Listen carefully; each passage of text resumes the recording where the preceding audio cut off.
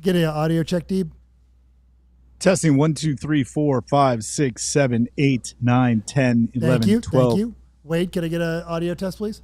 Test 1, 2, 3. Test 1, 2, 3. Hello, hello, hello, hello, hello, hello. A little bit closer to the microphone. Test 1, 2, 3. 1, 2, 3. Hello, Hello, hello, hello, hello. 1, 2, 3. Hello, hello. Thank you. And JP. Yeah, buddy.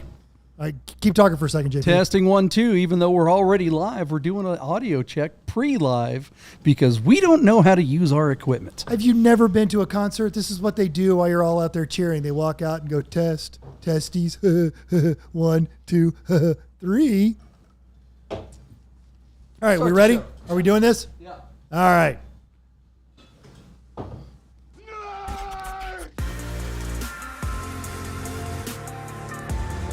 Get those nerds!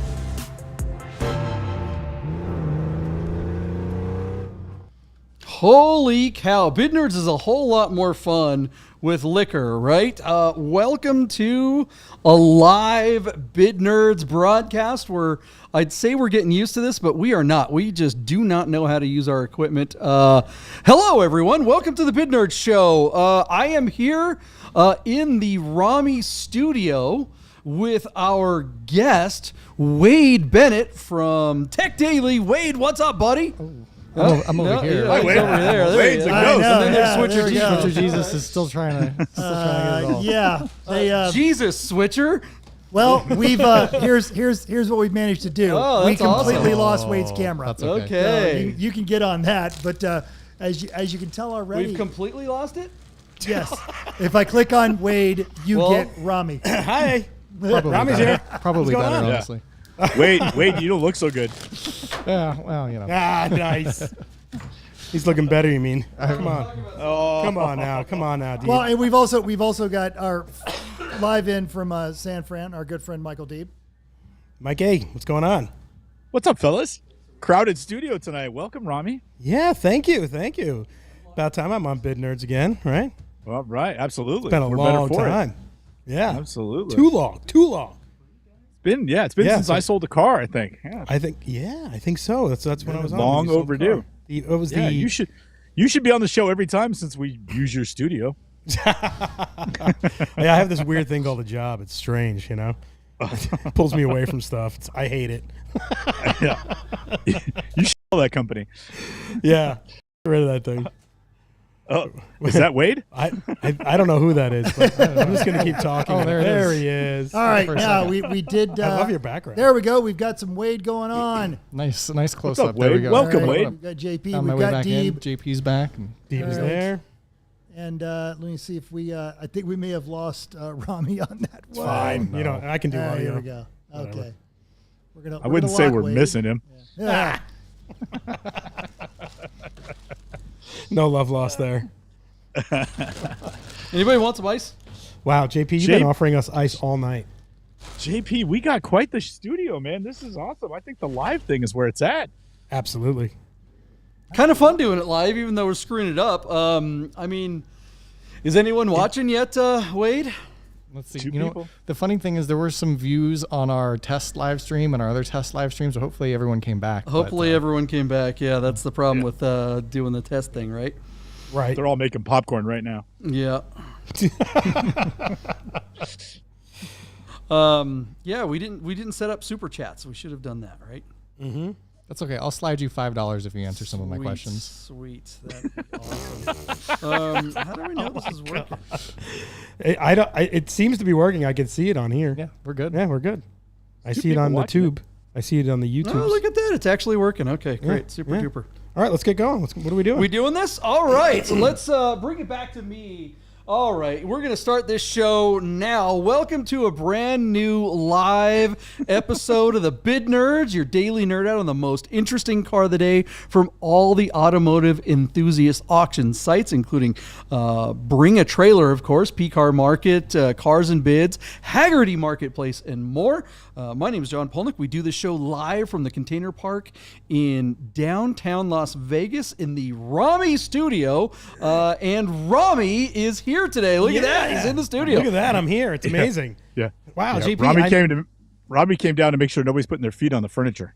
There it is. And now you see my partner, Michael Deeb, in San Francisco. Switcher Jesus is having fun. He's switching all over the place. Michael Deeb, welcome to the show. You are the only one of the 5 of us. 1, 2, 3, 4, 5. Yeah, I counted correctly. You're the only one of the 5 of us who isn't here. You are in San Francisco. Did we ever land on a name? I know we've been talking about name in the studio. The Fister Studio or something like that, or the Vroom Room or whatever. Studio yeah. You and Romi, check it out. We go to Romi. Can we go to Romi Switcher Jesus today? Yeah. There it is. All right. Okay. Yeah. Look at that. Smash that like button. As Romi likes to say, the fisting will continue until morale improves. Very nice. And then we also have, of course, Wade Bennet from Tech Daily joining us. I don't know why he's slumming it with us. How you doing, Wade? I just had nothing better to do tonight, and seemingly every week I find my way back. But here we are. I've noticed. Yeah.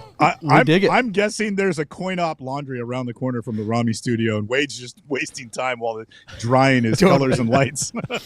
If anyone is watching this live, I know this is going to be a weird request, but in the chat, if you could tell us how we sound. We've been having some issues with that, and we were trying to work that all out, but it's a little bit difficult to monitor. I don't see us getting any chats just yet, but I'm sure they will start to happen. All right, so let's get to the show. Oh, you know what? Actually, before we get to the show, really quick, Michael Deeb, can you talk about our sponsor, Godden Classic of Las Vegas real quick? Absolutely. Bid Nerds is brought to you by our friends, sponsors, and just all-around awesome Porsche dealership, Godden Porsche of Las Vegas. Godden Porsche was the very first classic partnership in North America.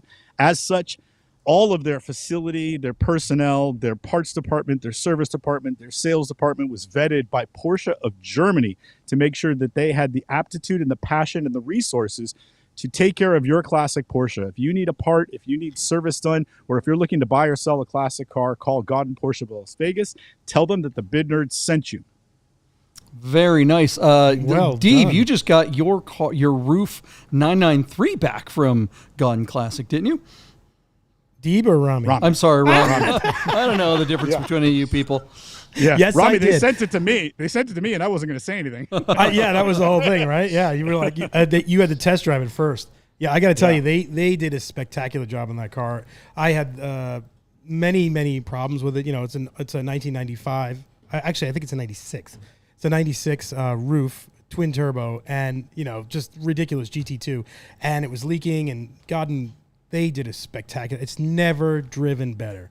They redid the engine, redid the steering, transmission, went through the whole car, suspension, brakes. It is unbelievable now.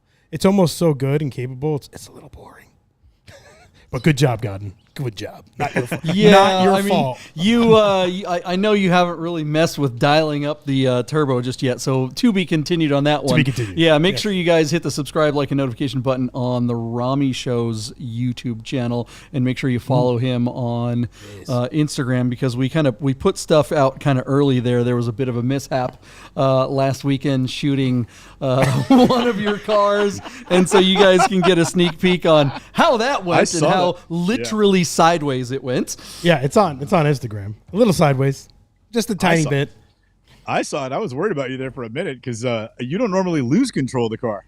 No, not at all. And then I was at Cars and Coffee, and everybody was like, "Are you okay?" We saw the video. And I was like, "I did it on purpose." And they're like, "Oh, of course you did, Robbie." What? Yeah. No. Bullshit. Yeah. He didn't do anything on purpose. No way. I watched the footage that's right on his face. The interior camera reveals all. It's like, nobody makes the "I'm pooping my pants" like this face. Well, what like happened you was did. I started on purpose, and then it went out of control. Thank you. Okay. Yes. Now we're getting real. Okay. So that's called authenticity on YouTube, right? Love it, guys. Okay. Just so everybody at home that is watching this understands, the reason why this is so funny is that this little mishap happened at approximately 143 miles per hour. Correct. That is Approximately. correct. So it wasn't like you were doing 45 on a boulevard. You were doing a $143. Were you at Red Rock or somewhere? Yeah. Well, We were in Mexico. yes. We were in Mexico. We do not yeah. violate any laws. We were in the middle of the desert somewhere. Mm-hmm. Very In far a away. different country where they don't have speed limits. Exactly. That's right. It was the Autobahn. Yeah. Okay, cool. You know things were Montana. a bit out of control when Miami J was standing on the side of the road going, He's just shaking his head. He's usually the one in the dirt, so he's just happy to not be totally. the last guy that crashed his car. All right, well, let's get to the bid nerds here. We'll save that conversation for the Dirt or Die Porsche podcast. That's another one of our channels that we do, so check that out too if you like that kind of silly conversation. But yeah, let's get to it. So we always start the show off by reconciling our incorrect bids, our predictions from last week. This is where the show is like The Price is Right. You guess how much the refrigerator or Rice-A-Roni is, and then we find out now how wrong we are. San Francisco treat. So here it is. We're going to start with the first car, Michael Deeb. Are we going to talk about that 911? Yeah, let's do that real quick. Okay. So on Bring a Trailer, we had this one owner 1980 Porsche 911 SC Coupe. One owner with just 88,000. Hold on a second. Click out of that, Switcher Jesus, real quick. Okay, so go to full screen for Deeb while he's talking about that. So we have a one owner 1980 Porsche 911 SC Coupe with 88,000 original miles out of Owasso, Oklahoma. The car looked to be in spectacular condition, in paint to sample Dolomite gray. The car had limited slip differential, and it's been taken care of by the same custodian all its life and is coming up for sale for the first time since it was sold new. As such, I thought this would be a really fun car to see if we could see an SC in this downtrodden market creep up to that $100,000 mark. So as we looked at it with Wade in studio, just to review the bids, Wade was the high bid at $93,000. Okay, hold on a second. Sorry. I know we're always kind of because this is a new live show thing. We're working out some of the bugs. We do publish the individual cars later. So Switcher Jesus, when Deeb goes to start talking about our bids, can you go to, there you go, because when I edit this, I'm going to put the numbers down below, but we're not going to have that for the live show. Okay, sorry for the interruption. Michael D, please continue. All right, not at all. So our 1980 911 SC with 88,000 original miles, I said $90,000. JP came in predictably underneath me at $75,000. We had Wade in studio last week. Wade was the high bid at $93,000. Should we ask Romi and Switcher Jesus if they'd care to wager a bid before we give the final result? Well, Switcher Jesus was here too. Didn't you have a bid, Switcher Jesus? Yeah, but I didn't write his bid down because Jesus. no, I only had one in that extra column. case, I'm gonna say it'll sell for. Well, you're cheating. He's cheating. All right. I don't know. Just a hair under 80. Yeah. All right, Romi. What do you? What's your bid on this SC, the 79 SC? 72,000. 72,000. That's a good bid. Pretty good bid. All right. So go to the wide shot. Yeah. Go. Fine. Just do it there. All right. And so, how much did this go for? JP, our car sold for $79,500 on 40 bids. 40 bids was the high bid count of the cars we covered last week. At JP, you missed a Yahtzee by about $4,500. You were actually pretty close. You guessed right. I took 90 grand thinking this car stood a chance to come really close to $100,000, although obviously my bid reflects the idea that I didn't think it would go there. Failing to even make it to $80,000 to me is actually a pretty big surprise. I thought this car would do better because SCs have just been climbing to ridiculous heights. This one with paint to sample, under 100,000 original miles, and being a one owner and limited slip differential option car, which is really rare on an SC. I thought this car ticked every box in order to make a legitimate run towards 100 grand. This car didn't even break 80. That to me is a surprise. So I send it back to you, John. Are you surprised by the result, given the fact that, I mean, it shouldn't be since you guessed 75 grand, but are you not surprised? Like, what made you be so down on this car that you didn't even think it would get, to 76 in your opinion? Is it because of the market or is it because it's an SC?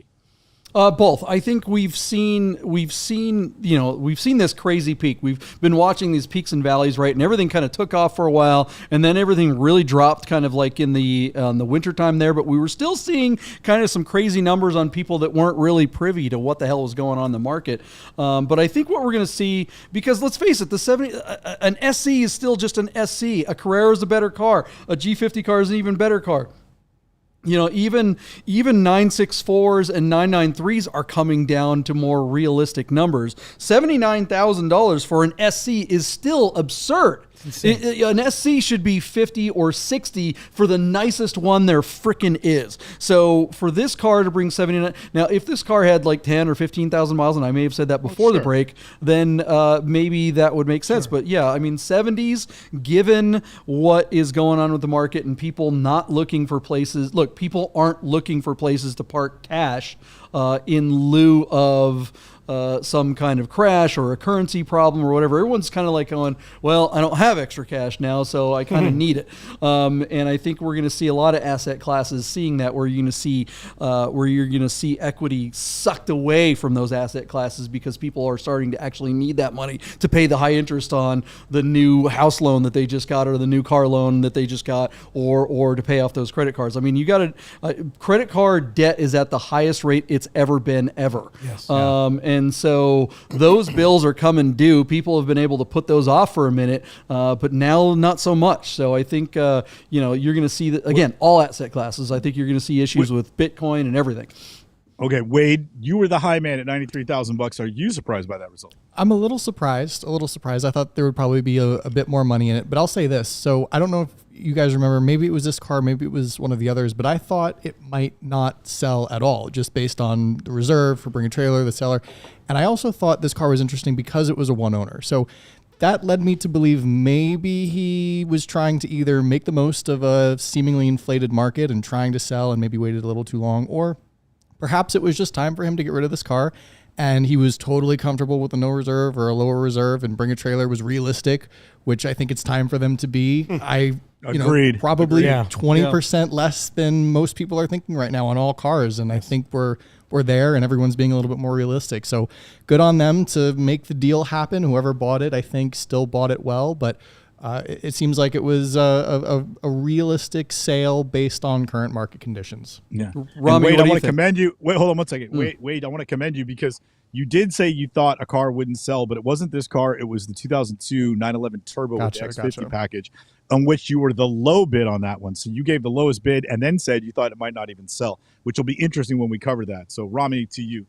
Well, I think with this car, all the stars were aligning, right? One owner, the limited slip differential, SC, really cool, unique color. Special paint. And special paint. Right, so it's like, of course this car is going to go for more money than we think, but not that much more. It's still an SC. Well, yeah, that's the thing. You guys are both right. Wade mentioned those two things as well, and that's why it got $79,000. If it didn't have that stuff, if it were a Guards Red with the same amount of miles, one owner, we're talking about maybe a $60,000 car. If we or just black or something like that. If it weren't a one owner car, then we'd be talking about the 60s. If it were over 100,000 miles, we'd be talking about the 60s. I think this car got the premium based on all of those things that you're talking about. But I think, it's just, we're just not going to see SCs bringing $80, $90, $100,000 unless they have some kind of, someone famous drove it and it has all those other things as well.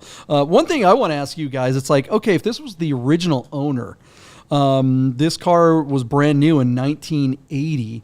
How old do you think this guy is now? I mean, how old is this car, and how old would you have? I mean, 1980. He's got to be in his 70s. Car's 43 years old, and so chances are the guy was at least in his 30s when he bought the car. No one was buying this car in their 20s in 1980, total right? car. So I think car. I think Wade was kind of like saying, this might be. Dentist. It might just be Podiatrist. time. Yeah, dentist definitely. Podiatrist. Right? It might just be time for the guy. It's hard to drive these. As an 80-year-old, this is not an easy car to drive around. If your knees Romi's or whatever. car. Yeah. When I fixed up my dad's car, he was like, I don't want it, and I was like, what do you mean? Because it was in 1979. He's like, I can't drive it. I can't push the clutch in. Yeah. And I was like, oh my god, because he's 79. Right. I mean, he can't. He was still capable of driving, but it's not very fun if you're in pain and if it's difficult. 911s are not the easiest cars to drive when you're in general. So add being an octogenarian, I don't think that's a car I want to drive around. I'm going to go get the Tesla. Definitely not. Yeah. It's a way easier car to drive than a similar vintage Ferrari. A Ferrari would have been good point. nightmare. Yeah.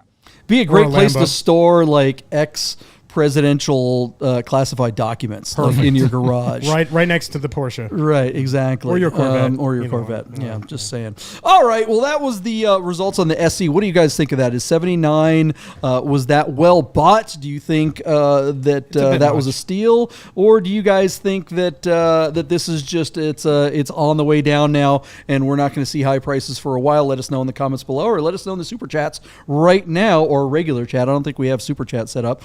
We are doing live chats. And then Michael D, why don't you tee up the next car? Actually, while you're teeing up the next car, not Wade, but Switcher Jesus, we got some people commenting over there. What are people saying? Absolutely. Buddha let us know that it sounds good. Aaron's here.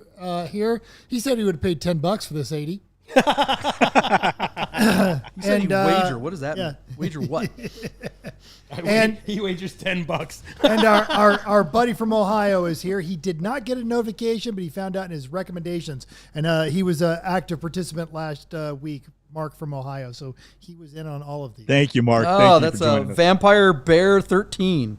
Yes. Nice. Thanks, Mark. Nice to see you. Thanks for hanging out. I'm sure you have spread the word, and you are part of the Nerd Nation and the Nerd Herd. We love you. All right, let's move on to the next car. Michael D, what do we got? Also on Bring a Trailer JP is a 2002 Porsche 911 Turbo Coupe with 28,000 original miles out of Orlando, Florida, with the X50 package and a 6-speed manual. This car is also equipped with the natural sort of beige leather interior. And my favorite option on these cars, the sport seats, which I think really makes a huge difference if you're going to buy one of these cars for yourself to drive, not just something to flip, but something that you're going to actually enjoy. I think those seats make a huge difference in the driving experience.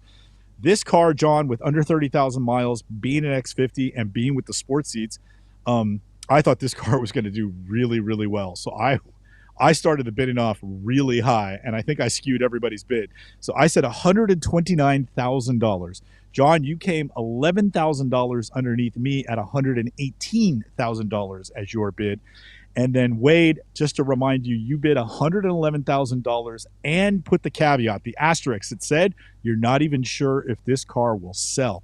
And that was pretty prophetic. So mental, I know you know what the result is, but do you remember what you bid on this car? Because a lot of guys bid in the 90,000s that weren't in the studio. I think I held it just under 100, and I think you did too. I said it was going to sell at just under 100. And also Saturday, Buddha wanted to tell all of us that we're terrible human beings, and he loves his interior, and we shouldn't make fun of his. Yeah, click to those pictures of the interior, Switcher Jesus. That is not an attractive interior. Somebody tell Buddha that peanut butter is not good for him. And then, I think Chef said, with their beige. I think Chef said $92,000 for this car. Romi, without looking at the results, what do you think this leather? I don't get it. Why skin colored leather? God. Yes, Romi. What? Give me a number for this car. 96. What do you think it's worth? 96. Okay, good. What do you think of the car, Romi? What's your opinion on this thing? I think it's it's a great car, and I think they're underrated, but they're also underpriced. But the color combination is awful. It's so dad. It's so dad from the 80s who's like, I don't really know what to buy, but the dealer picked these colors, so I'll just take that one. You know, it's the green with the beige. I can't. That's when I was going to buy Porsches way back before I even had one. That's all I had the choice of, and I was like, no. You don't have any black interior? You have any red? No, just beige. Thanks. It'll go great with my khakis and my New Balance sneakers. Again, with your golf bag and on the way to the dentist office. Sperry top again, I've said it a million times whenever we talk about one of these beige interior cars. It's like the beige seats wouldn't be bad if everything else was black. Right. You know, it's like this sea of beige thing. I do not understand what the hell is Porsche thinking? Vents, everything. Yeah, make the dashboard black. I mean, they've got black not seat covers, but floor mats, which helps a little bit, but just like, come on, what the heck? A little bit of color goes a long way, making everything else black. Contrast. And then on top of all that, too, the 996 interior design is very dated. It just screams 90s. You know, I know it's a Millennium car, but it was clearly designed in the middle of the 90s, and it looks it. And when they're black, it sucks all that up. And I actually like the 996 interior. It's one of the best ergonomic perfectly designed interiors of all time. But hideous. Yeah, it's hideous, but at the same time, it's very functional. If you've ever driven a 996, it is so much better than a 997 because it's got that strip that goes across the door panel that is perfect for your elbow when you're holding the steering wheel. The 997, the next generation, it's just flat, so your elbow's way higher. Or an old one, same thing. But the 996 ergonomically is fantastic. It's just aesthetically not so much. You see, I like the elbow thing. What's that? I like having it you high. like a chicken I wing? do. I love the chicken wing because I don't drive with it with my elbow on the window. No, it's because you invented medical devices that help cubital elbow and stuff like that. You want to do surgery on people that have jacked up joints. All right, so Michael Deeb, what was the result of this 996 turbo with an X50 package? Just to review, I was the high man at $129,000. Was it a reserve? I think Chef was the low man at $92,000. Our car sold for just $80,500 on 15 bids. Wade, I think you made a really great take when you said you didn't even think this car would sell. Totally at makes sense. 80,000. If we knew surprised. at that moment that you said that the car was going to stop, the bidding would stop at 80 grand, I would have thought for sure it wouldn't sell at that number. So I'm shocked that this car sold for such a low number. I think agree. It was very, very well bought. I actually feel terrible for the consignor here because I think you think that car is worth a lot more money. Yet they agreed to a reserve that was at least $80,000. So clearly they were in for it and they were going to let this car go no matter what. They knew what they were getting into, and also it's still a 996. They're the first to drop always.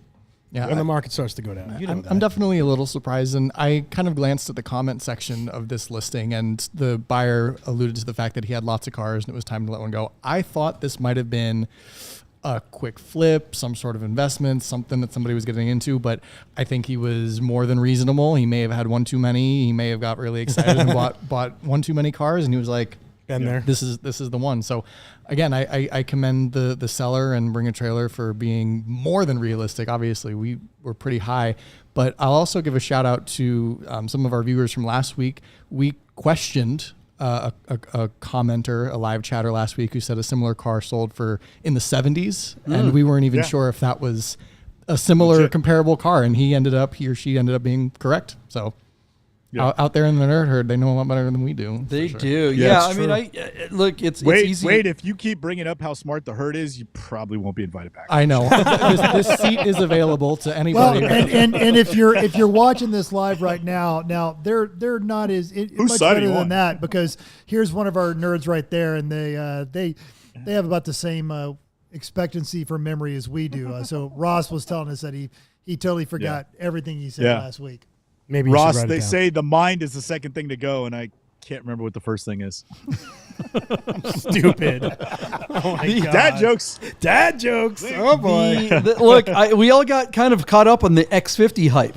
Totally. But I think because X50 started bringing well over 100 grand. That's why, and that's why I started the bid at 130, because I thought this car with low miles in the seats was going to do just that. And if it was soft, I thought it would have been closer to you and Wade's bid. But for this car to sell at 80 grand, I'm like totally scratching my head. I'm like, God, for honestly, 80 grand, I'm scratching my head what the hell I was thinking bidding that high. I mean, I must have gotten hyped up from you, because I mean, this is 997 turbo territory. Right. And, I mean, exactly. Even if this thing has an X50, you still rather have a regular 997 turbo than a 996 turbo with an X50. Yeah. Duh. That's kind of a no-brainer, right? I know. Mark's telling us that car was stolen. They whoever bought that stole it. Yeah. All right. Well, that person has to live with a beige interior. That is going to be that every time they get in it, they're going to have to remind themselves, I stole it. Yeah, it's okay because I stole it.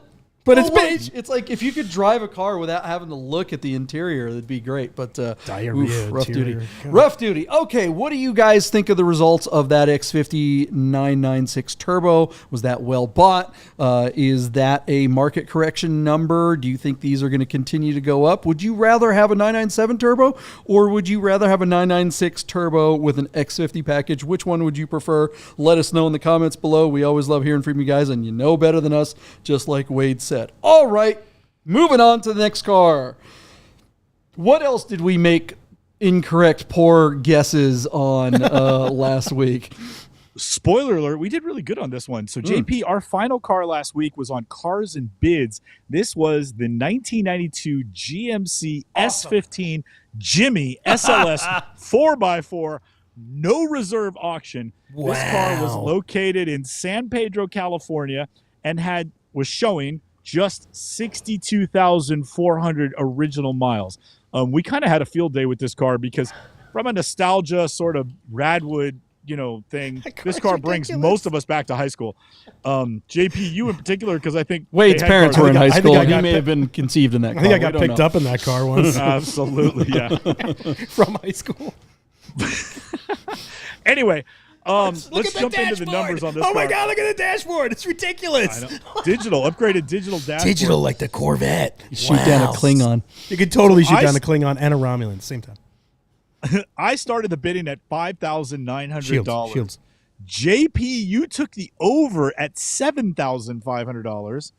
And then Wade how many tempered miles? all of that by coming in underneath at 3,900. 62,000 original miles, Romi. Wow. Yeah. So, Mental, do you remember what you said about this car? Because you were sort of defending it as, a good car to drive, but it wouldn't tow Absolutely. your race car. No, it's not going to be able to tow your race car. No. I think this is you're not going to make $1 million, but you could buy this car, goof off with it, and take it to a Cars and Coffee and have fun with it afterwards, and not lose that much money. Oh, no. Okay. Very cheap. It's an S10, Robbie, right? Yeah, Robbie, what do you basically it's think? an S10, yeah. It's an S10. I'm going to... $2? What did you guys bid? $7,000, you said? No way. Yeah, JP bid 7,500. I did 5,900, and Wade did 3,900. Where are you at? Oh, I'm with Robbie? Wade. I'm going to say 4,300. 4,300. All right, not bad. All right, Because that thing is JP, silly. do you want the results of this thing? Look at the velour. Yeah, let's go to Wow. a split shot of you and me here. Oh, my God. The Um, faded red. I can't- Yeah, let's find out what did this actually sell for. Those seats alone should be worth $1,000. So it was no reserve. So this car was going to sell no matter what. And it was on Cars and Bids, which is probably the right platform for it. Yes. Our car sold for $6,600 on 27 bids. JP, I beat you to the middle on this one by like just a couple $100. So I always say that when we straddle the result, which sounds sexual, but when we straddle the result, I feel like we were all over it. Yeah, I mean, look, this is like I think Switcher Jesus was saying how great this car would be at Radwood, and the bottom line is it's a cheap way to enter the fun, to have a good time.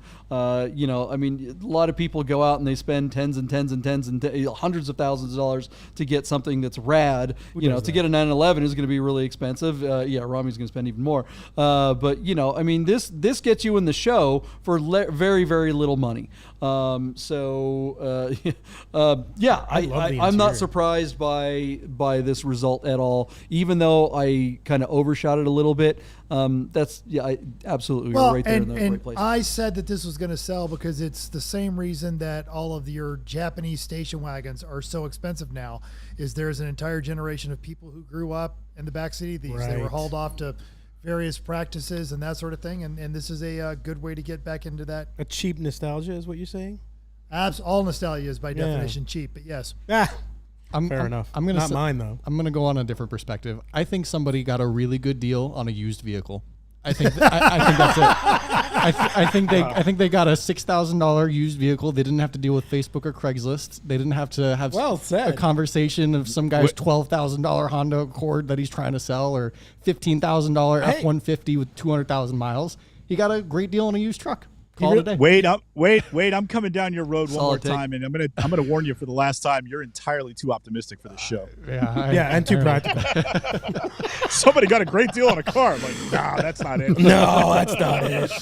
I mean, look, it's true. Go on Craigslist and look around for what's under $10,000. Nothing. I'm pretty sure I said that on the front side of this too. That's if it it's starts, just a JP. cheap. Which I mean, there's a video of it driving around. So yeah, I mean, I think it is a piece of junk ultimately, but at the same time, for $6-7 grand, what else do you get? How much horsepower That's does that not a thing piece have? of junk. That's the Vortec V6. They can be made with over 200 horsepower. I'm going to guess that one's probably about 140-ish. New? A lot of torque. So 90? Switcher Jesus, can you say that again? Because Rami thinks you said Hortec.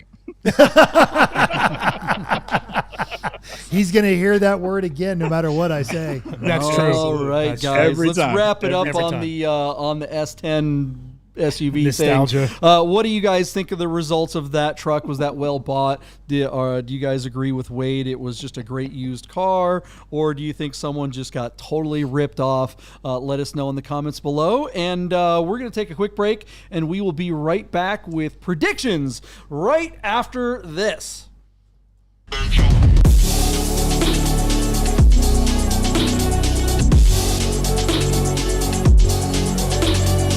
Am I dreaming? Am I driving? Maybe it's both. But how can that be? I'm wide awake. I'm a driver, and I'm going to Vegas Auto Fest. The drivers are coming. September 16th.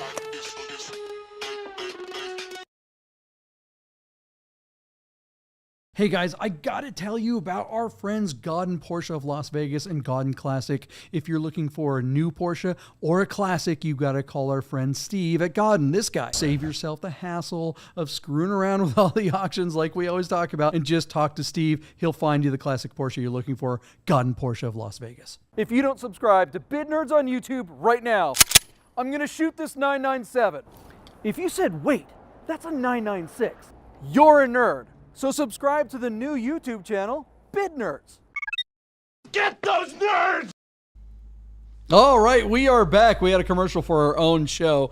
I'm not sure how that got in there, but whatever. You're watching. Whoops. Thanks for hanging out, you guys. That was fun. Are you guys excited for Vegas Auto Fest coming up on the 16th?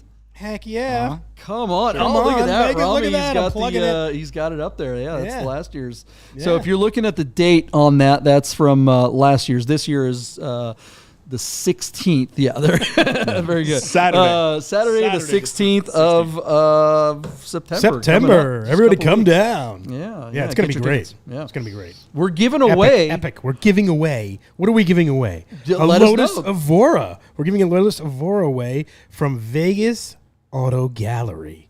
And they have, generously supplied the car, and we're going to give it away. There's going to be a contest there, and you look for it. We're going to have a commercial coming up, and we're going to do the whole thing with the Romi show. It's going to be great. It's going to be fantastic. I can't wait. All spectators, not just spectators, anyone. Any attendee of Vegas Auto Fest who isn't associated with the company or one of the sponsors, basically all spectators and everyone who's participating has a chance to win that car. You have to literally punch in on a safe. If you can crack the 6-digit code, the car's yours. On site. On site, yeah. site, So you yeah, have that's to how be you there do to it. win. You don't have. There's no entering. There's no additional cost. Just get your ticket to come to the show. It's real. and it's a real deal. The car will be there, and if you what if crack nobody the code, actually guesses the correct code? How do you determine who the winner is then? there isn't one. Then there isn't one. That's the deal. That's so the deal. if So that nobody can crack the that code. car's safe. That car's going back to the Vegas. Yeah. I've driven it. It's a great car. I get Thanks, it now. Deeb. No, thanks. Thanks, Deeb. No, Yeah, appreciate that. seriously, Yeah. that was awesome. Great, good job. Good job. Way to All plug right, it. Thanks. Appreciate Wade, it. how do you feel about taking over for Michael Deeb?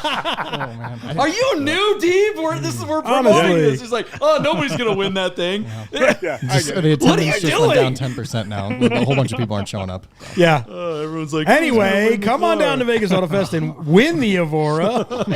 We are actually really giving it away. Or trying to. Anyway. We're trying to. Right. Yeah. All right, moving on. Since Deeb screwed up the whole entire contest. Dipshit. I'm gonna go ahead and just If I should figure get it the out, fist. Get the everybody fist else- on Rami. To Steve. 6-digit Steve, where's code. your face? I just want to punch it like The that. show is live. I can't even edit that out. There you go. Perfect. All right. Okay, so Anyway. let's get to our predictions. We got some great cars coming up on auction. What are we starting with, Michael D? What's the first car on the list? All right, so since a month from now we will all be in Monterey for Rennsport reunion, I thought this would be a fun time to be Porsche heavy. So all the cars tonight are going to be Porsches. We're going to start on cars and bids with a 1998 Porsche Boxster, a base car with a 5-speed manual that is running at no reserve. This is in honor of the fact that I believe my partner on this show, John Polnik, is currently selling his Boxster. Is that fair to say, or did you already sell it? Or It's are you gonna gone. Sell it? I'm not. He It's sold gone. it. Okay. It's what? It's gone already? Long gone. Oh, look! It looks Long like a gone. tampon. All right. Well, here we go. So this car, unlike Round JP's, everywhere. is still available. You can bid on it. It's showing 130,000 miles, and it is offered out of Westerville, Ohio. This car is largely original, right down to the fact that it's still running on its original IMS bearing. And I say that only because in all of the listing, no one mentions that the IMS bearing has ever been changed. So, John, I'll read through the parts on this car, and then as I open to you, I want to get your take on the idea that if you bought a Boxster with 130,000 miles and they never did the IMS bearing, would you be confident enough to live with that bearing, or would you still think somebody needed to change it? This car has 17-inch twist spoke, Carrera twist spoke alloy wheels. It's got the Boxster, they call the Boxster interior, that brick red leather. It's a base Boxster, so it's 2.5 liter, normally aspirated flat six that makes just 200 horsepower and 181 pound-foot of torque. But by all accounts, this car was a huge commercial success for Porsche, and everybody who drove one and reviewed it loved the car. And although there's always somebody that wants more power, and eventually Porsche came out with an S that brought another 40 or 50 horsepower to the table. But a lot of people that drove this car said that the balance and the power and the handling on this, everything about this car was just right. So JP, nice car, largely original, no real modifications to speak of. I think there might have been like one little ding in its history with regards to like a small fender bender, but nothing severe, no airbag deployment. Basic Boxster, over 100,000 miles. These cars don't have a lot of value as far as money in the secondary market. But I think just sort of the way you owned your car for a little while, they're kind of fun cars that you can grab for a reasonable amount of money. And it's a great sort of gateway car to get you into the genre. So I present to you, I thought, a car that would be fun to juxtapose against yours, but yours is already sold. This base Boxster with 130,000 miles in Ohio. Going back to the IMS bearing, they don't mention it, but it's got 130,000 miles. A lot of people would just say, who cares? Like, if it hasn't broken by now, you can just rely on it. I wouldn't even bother changing it. But I ask you, because I know you've got a lot of experience with this, what do you think?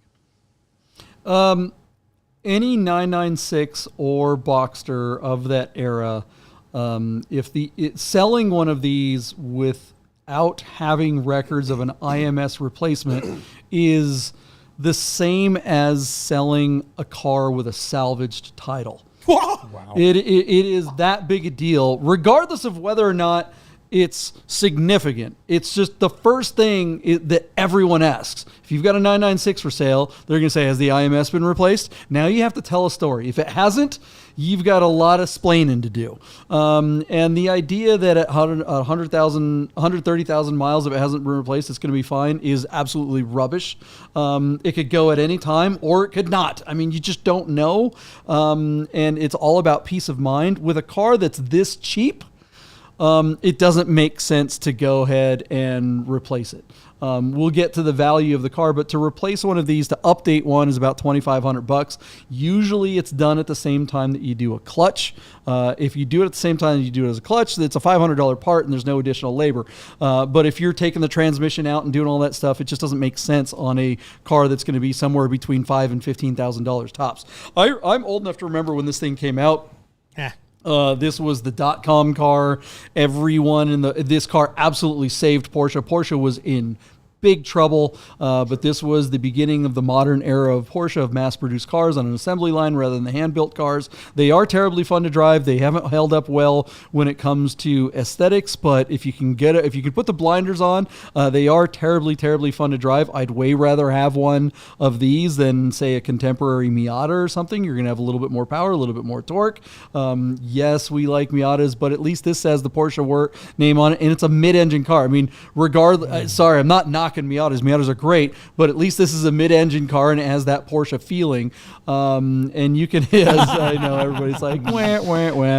You know you want one, Mental. But yeah, this particular car, there's a lot of issues with the 2.5. Had one. Yeah. Doesn't want the repairs. Yeah, it's good, but yeah, that's one thing that the car doesn't know that it's cheap and will cost you just as much to repair stuff. Deeb, you were gonna hop in there, Deeb? Yeah, I was going to jump in and say, in the comments, one of the guys asked the seller, "Has the IMS been replaced?" His response was, "It has not." I had been concerned over this when I first bought the car and asked around the Porsche shop, some local mechanics on the 986 forum about recommendations for the upgrade, and it was told pretty unanimously that if the car was beyond 50,000 miles, the likelihood of the IMS being defective was low enough not to warrant a multi-$1,000 upgrade. Bullshit. That is also such need regular BS. service. When somebody says that, it's like, no, So that's why he didn't do it. BS. He It's bought- BS. They blow up all the time. No, actually, bought this the is car. I'm telling you, everyone JP, that hold on. failed at 50,000 miles in that time frame. But your point about because it's the first question everyone asks, you're 100% right. If you're selling this car, I'm sorry, yeah. mental switcher Jesus. That's not correct. They don't blow up at 50,000. They blow up at 100,000. They blow up at 10,000. They blow up at 30,000. Nope. They blow. There's no nope there. Ask a tech at a Porsche store. I have. I've I've owned a 996 and I've owned this Boxster. And oh wow, you've had two out of tens of thousands of cars. It was a 5% car problem. Yeah, across the board, but it wasn't. There is absolutely no data to support that they only blew before 50,000 miles. That is not the case. I have seen them blow so many times at 70, 80, 90,000 miles. I've seen a million of them do that, and it's also the case on the early generation M96 997s as well. So it's going to hurt the value of the car, right? regardless, it's going to hurt the value of the car. All right, just so we're clear, this guy bought the car with 60,000 miles on it, and he's driven it as a regular commuter car up to 130,000 miles. So he gambled on the word of his colleagues or where he thought he did his research. Right.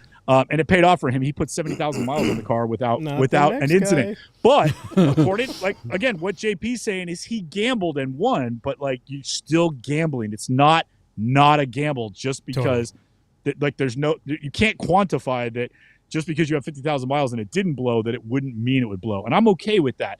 But sometimes it's hard to justify when you're looking at a $5,000 car. If you're going to spend $3,000 on it to keep it on the road, at $5,000, you could just drive it, and if it blows, you just leave it on the side of the road. $5,000, I'll take it. Yeah, well, I want to give Wade and Romi and even Switcher Jesus a chance on this one, but I can tell you, I could write a list of at least 10 people I know who have had IMS failures, and only one of them had an IMS failure under 50,000 miles, and he's a fan of the show. And I've seen them fail with IMS upgrades as well. Yes, it sucks. I've seen that too. So it's just rubbish, the idea that they don't go after 50,000 miles. Wade, what do you think of this car in general, aside from the IMS, or does the IMS, is that just overshadow everything? I mean, I look at it in a couple different ways. I think a big maintenance item like that not being completed, regardless of what it is, I think it's a red flag. I'm curious who this car is really for, because it has a ton hairdressers. It has a ton of miles. It's obviously been driven a lot by the previous owner. If he didn't address that major issue or maintenance item or whatever you want to classify it as, what else was he not concerned about over the last 60 or 70,000 miles through regular driving? I just don't know who's going to buy this. I mean, you have 130,000 mile, relatively unreliable car. It's not going to go to one of us who is knowledgeable about it, because you're not going to want to put $2,000 or $3,000 into it. I can't imagine it's going to go to a regular schmo with the manual transmission and the kind of car it is. I guess I just don't really get it. I mean, I don't even think I'd waste $3,000 on it, knowing that I'll probably have to put $3,000 in it. And it's not even like it has a lot of life left in it. It's not like it has 50,000 more miles left in its lifespan. I don't know. I can't see there being much value at all. The consigner keeps saying that he thinks the car is going to be reliable up to 200,000. Oh, of course he does. Yeah, he's the guy selling it. Duh. That's what he's It's selling. going to last forever. Really? You going to warranty that? Okay. Romi, what do you think of this car? I want to hear what Romi thinks of this I would thing. buy it and blow it up. Of course you would. Yeah, ridiculous. It looks like a Drop it from a suppository. It looks like a suppository. I don't know whether it's coming or going, whether it's going forwards or backwards. It's the same in the front and the back. The only thing it has going for it is that interior. It's kind of cool, and it's stick. Lobster, right? yeah. It's stick. Have you ever which is driven great. this generation car? Yes, I have, and it's lackluster. Well, I mean, okay. I mean, sure, of course, compared to multi-$100,000 cars. But I love the Miata. For a 5, 10, okay, a 90. What year is this? This is a 99. I'm sorry, 98. Okay, 98. It's a 98. So a 98 Boxster versus a 98 Miata. Ooh, yeah, that's I mean, come on. Yeah. Of the contemporary, of course you'd rather have the Boxster. Yeah. Mental. But- I cut you off on the IMS thing. What do you think of this Boxster? I bought almost this exact car with a different interior, and it was a shredded interior. I got it for $4,500 with $130,000. And to answer Wade's question, without this interior, you're selling it to someone who is they're going to kill it. Yes. Whoever buys this car is buying it to kill it. I bought it to drive on a racetrack. I put 2 expired racing seats in it, and I proceeded for the next 16 months to put 60,000 miles, a good bit of them hard-earned track miles, on the car until it finally lost compression in 2 of the cylinders. And then I sold it to a spec Boxster building outfit in Atlanta. They let me keep the rims, let me keep my seats, and I almost got my money back out of it. Wow, nice work. Yeah, I mean, $4,500. That's what this car should be worth, right? I mean, Yeah. I meant Switcher Jesus. You couldn't be more right. Totally. The next owner is the last owner of this car. Yeah. Friend of the show, Mikey Patrickman, if he's watching, he works with Godden Classic, and he's also a very good friend of ours personally and friend of the show. He's been on the show. His first Porsche was a 2000 Boxster. And then he wound up that he bought for like $3,000 or $4,000, and Didn't that it blow car, up? to Mental's case, that thing had almost 200,000 miles on the original IMS. He then subsequently, a couple months later, bought another one that had, I don't remember how many miles on it, but I think it was about 130,000 miles. That it had a bad top, but the convertible top was toast. But the rest of the car was actually in much better condition than his newer one. So his plan was like, okay, I'll get this older one and switch kind it of up? combine the two, get the best bits off the other There- one. So and many get rid- gearheads have Yeah. done that. my God. It'll take me a weekend. It'll be fine. totally. 6 months later, you have Yeah. an unusable have- garage with yeah. 2 disassembled With 2 cars. different cars that don't work. Yeah. Well, Yeah. he didn't get 6 months in. 2 months later, he had it on the Professor run above Malibu. And that was on a kaboom! Looped Cult weekend, and of course, IMS Blue, and that was definitely over 50,000 miles. Yeah, we've seen it's this car. You're absolutely remember right. that. Now, if you remember I that remember was a that. great trip, That was a great except for trip. Mikey. Never Even mind. Mikey Sorry, had a Mikey. great experience, even with all that. Yes. So all that said, we've talked a lot about this. What is this car worth, Michael Deeb? So JP, with just 1 day to go until this lot closes at no reserve on cars and bids, our 1998 Porsche Boxster is sitting at $5,000 on just 3 bids. Wow. I think this car is just about done at that Agreed. number. So I'm going to give you 6,900 and say that is it. I don't think this car makes it to $7,000 and it's over. So 6,900 to you. Who do I go to? Wade first? No, we'll let the guests kind of go later because there's an advantage to going All right. later. So I'll go JP, you next. go. What's it at now already with only a day to go? $5,000 on 3 bids. $5,000. And now, one thing one of the big distinctions between 3 cars and bids and almost all of the other platforms, Bring a Trailer, even PCAR Market. I don't know about Hagerty Marketplace because we haven't seen enough data there. But cars and bids is the type of platform that auctions stall out like the day before or even a couple days before. You always see late action on BAT. You always see late action on PCAR Yes. Market. But cars and bids, I've said this a million times. I bought a car on accident the day before thinking. So yeah, I think that's it. I think 5,000. It's sold. I don't think there's going to be a single extra bid here because, Okay. like Wow. we've all 5K said, to you. this car, it's the last owner, and everyone knows that they're going to wring whatever life is left out of it. And if you got, and you're basically rolling dice. It's a $5,000 gamble. This thing could last another 70,000 miles, or it could blow up on your way home. Wade, what do you think of this car? I was going to say exactly that. I think all the money is there. In order to be a little different than you, JP, I will say $5,200. I'll say somebody else maybe jumps in at $100, Steals it. Yeah. or one person bids one more time, and the original $5,000 person bids one more time. But that's it. I think even $5,000 for this car is probably $1,000 more than it should be. So Agreed. I was gonna say, can we go backwards? Like, can it be Romy, 40? what's your number? Can I- What do you I- think? I- Can we go backwards? The under on $5,000. Yeah, I'll do You 4,800. can't go backwards. You Yeah, can't go it doesn't backwards? work that way. Yeah. 5,100. He's splitting the difference. You think there's going to be another bid? All right. Possibly. Yeah, okay. Possibly. All right. You know? And Switcher it's got a Jesus, day what to do you go. think? I'll be stunned if this goes for more than $5,300. And I'll say this though, because you mentioned everyone wants the S because they want the 6-speed and they want the extra horsepower. Right. If you don't look at this as an investment, you look at this as how much car am I going to be able to get for $5,500. Someone's going to get a great deal out of this. I'm not trying to sound too much like Wade with someone bought a great truck. Someone is going to buy a very fun $5,500 weekend occasional track car, and they are going to wring $5,500 worth of joy out of this ride. Until it blows up. Yeah, that seems to be consensus in the comments too. I mean, Buddha, he's in there. Let's hear. Hey, Anthony's hanging out. Hey, Anthony, what's up, man? So he's at $6,200. Ross, what's up, dude? Is it the middle of the day for you in New Zealand? Ross is in there at $5,000. He's saying $5,750. So he thinks there's going to be a few more bids. And Buddha is right there with you. Wait a minute, who had $5,300?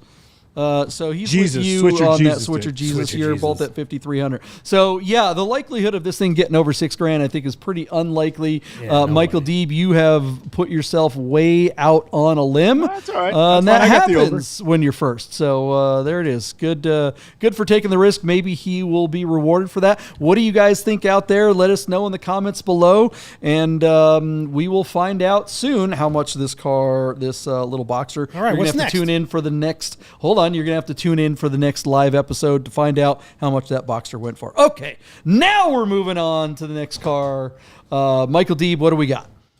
Okay, let's switch over to PCAR Market, where they are offering a 1989 Porsche 944 Turbo with just 52,000 original miles, and this car is located in Pine River, Minnesota. Now, you may remember that in 1988, Porsche offered a 944 Turbo S.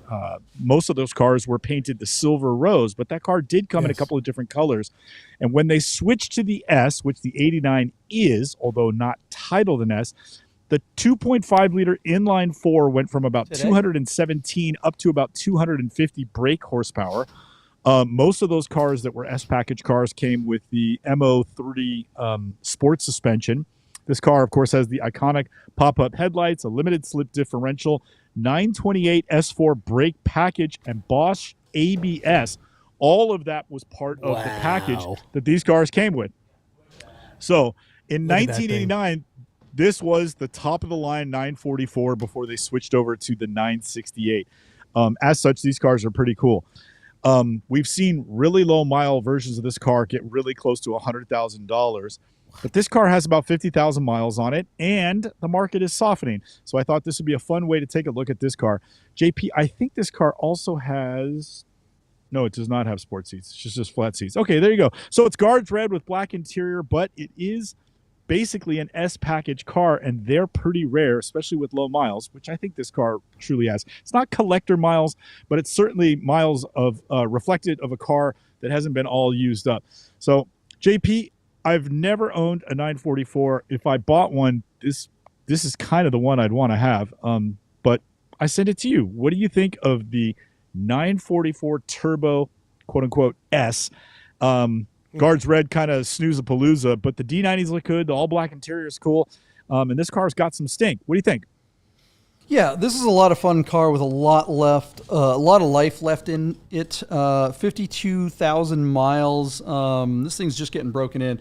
The 944 platform is unbelievably reliable. Has a couple little Achilles heels, but unlike the cars that come later in the Porsche lineup, like the Boxsters and the 996 and the early 997s, it doesn't have a catastrophic failure, except for one. The timing belt on these are notorious for failing, and that will screw things up pretty bad.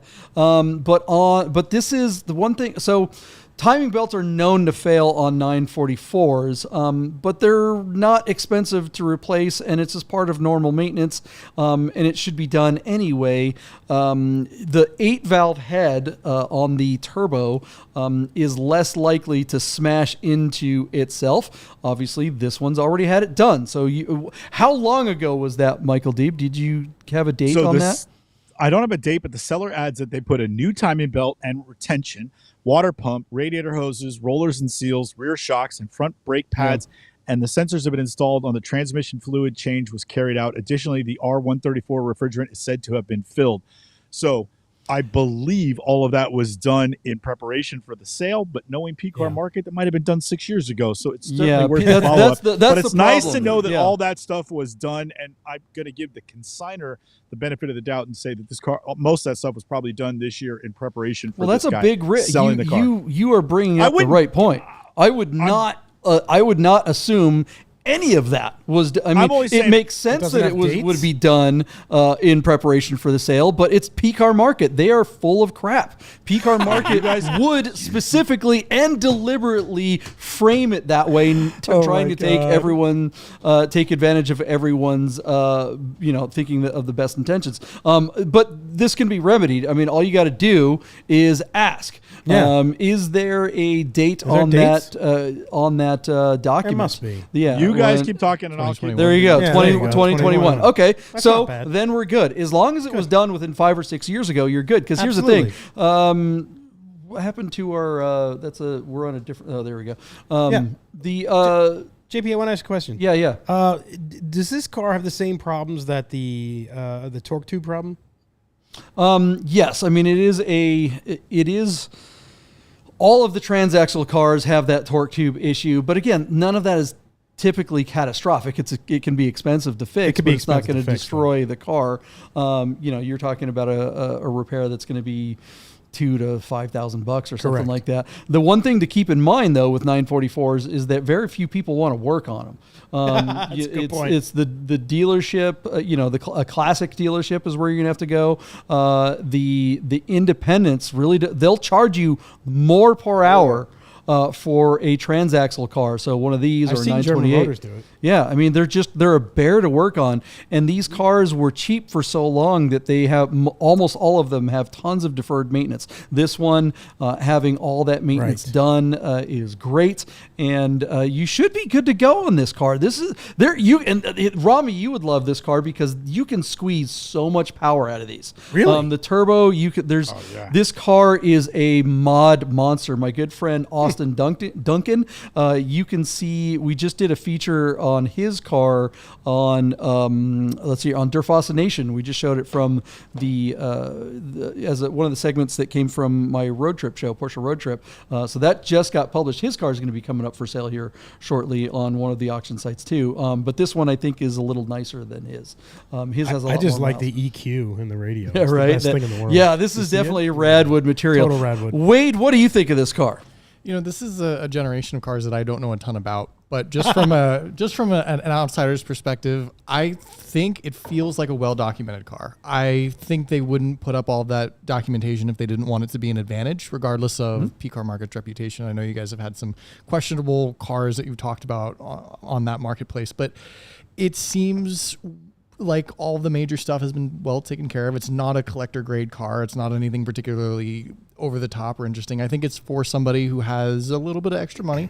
They want something somewhat put together. Obviously, it's been a couple of years since those major maintenance things were done, but it's probably good enough, and it's probably good enough to enjoy for the next year or two without a major headache. So I support it. I think it's going to get more money than similar examples. I like it. I like the car. I think it's cool. 60 candles. I mean, it's just great. It's just totally, that's what it is to me.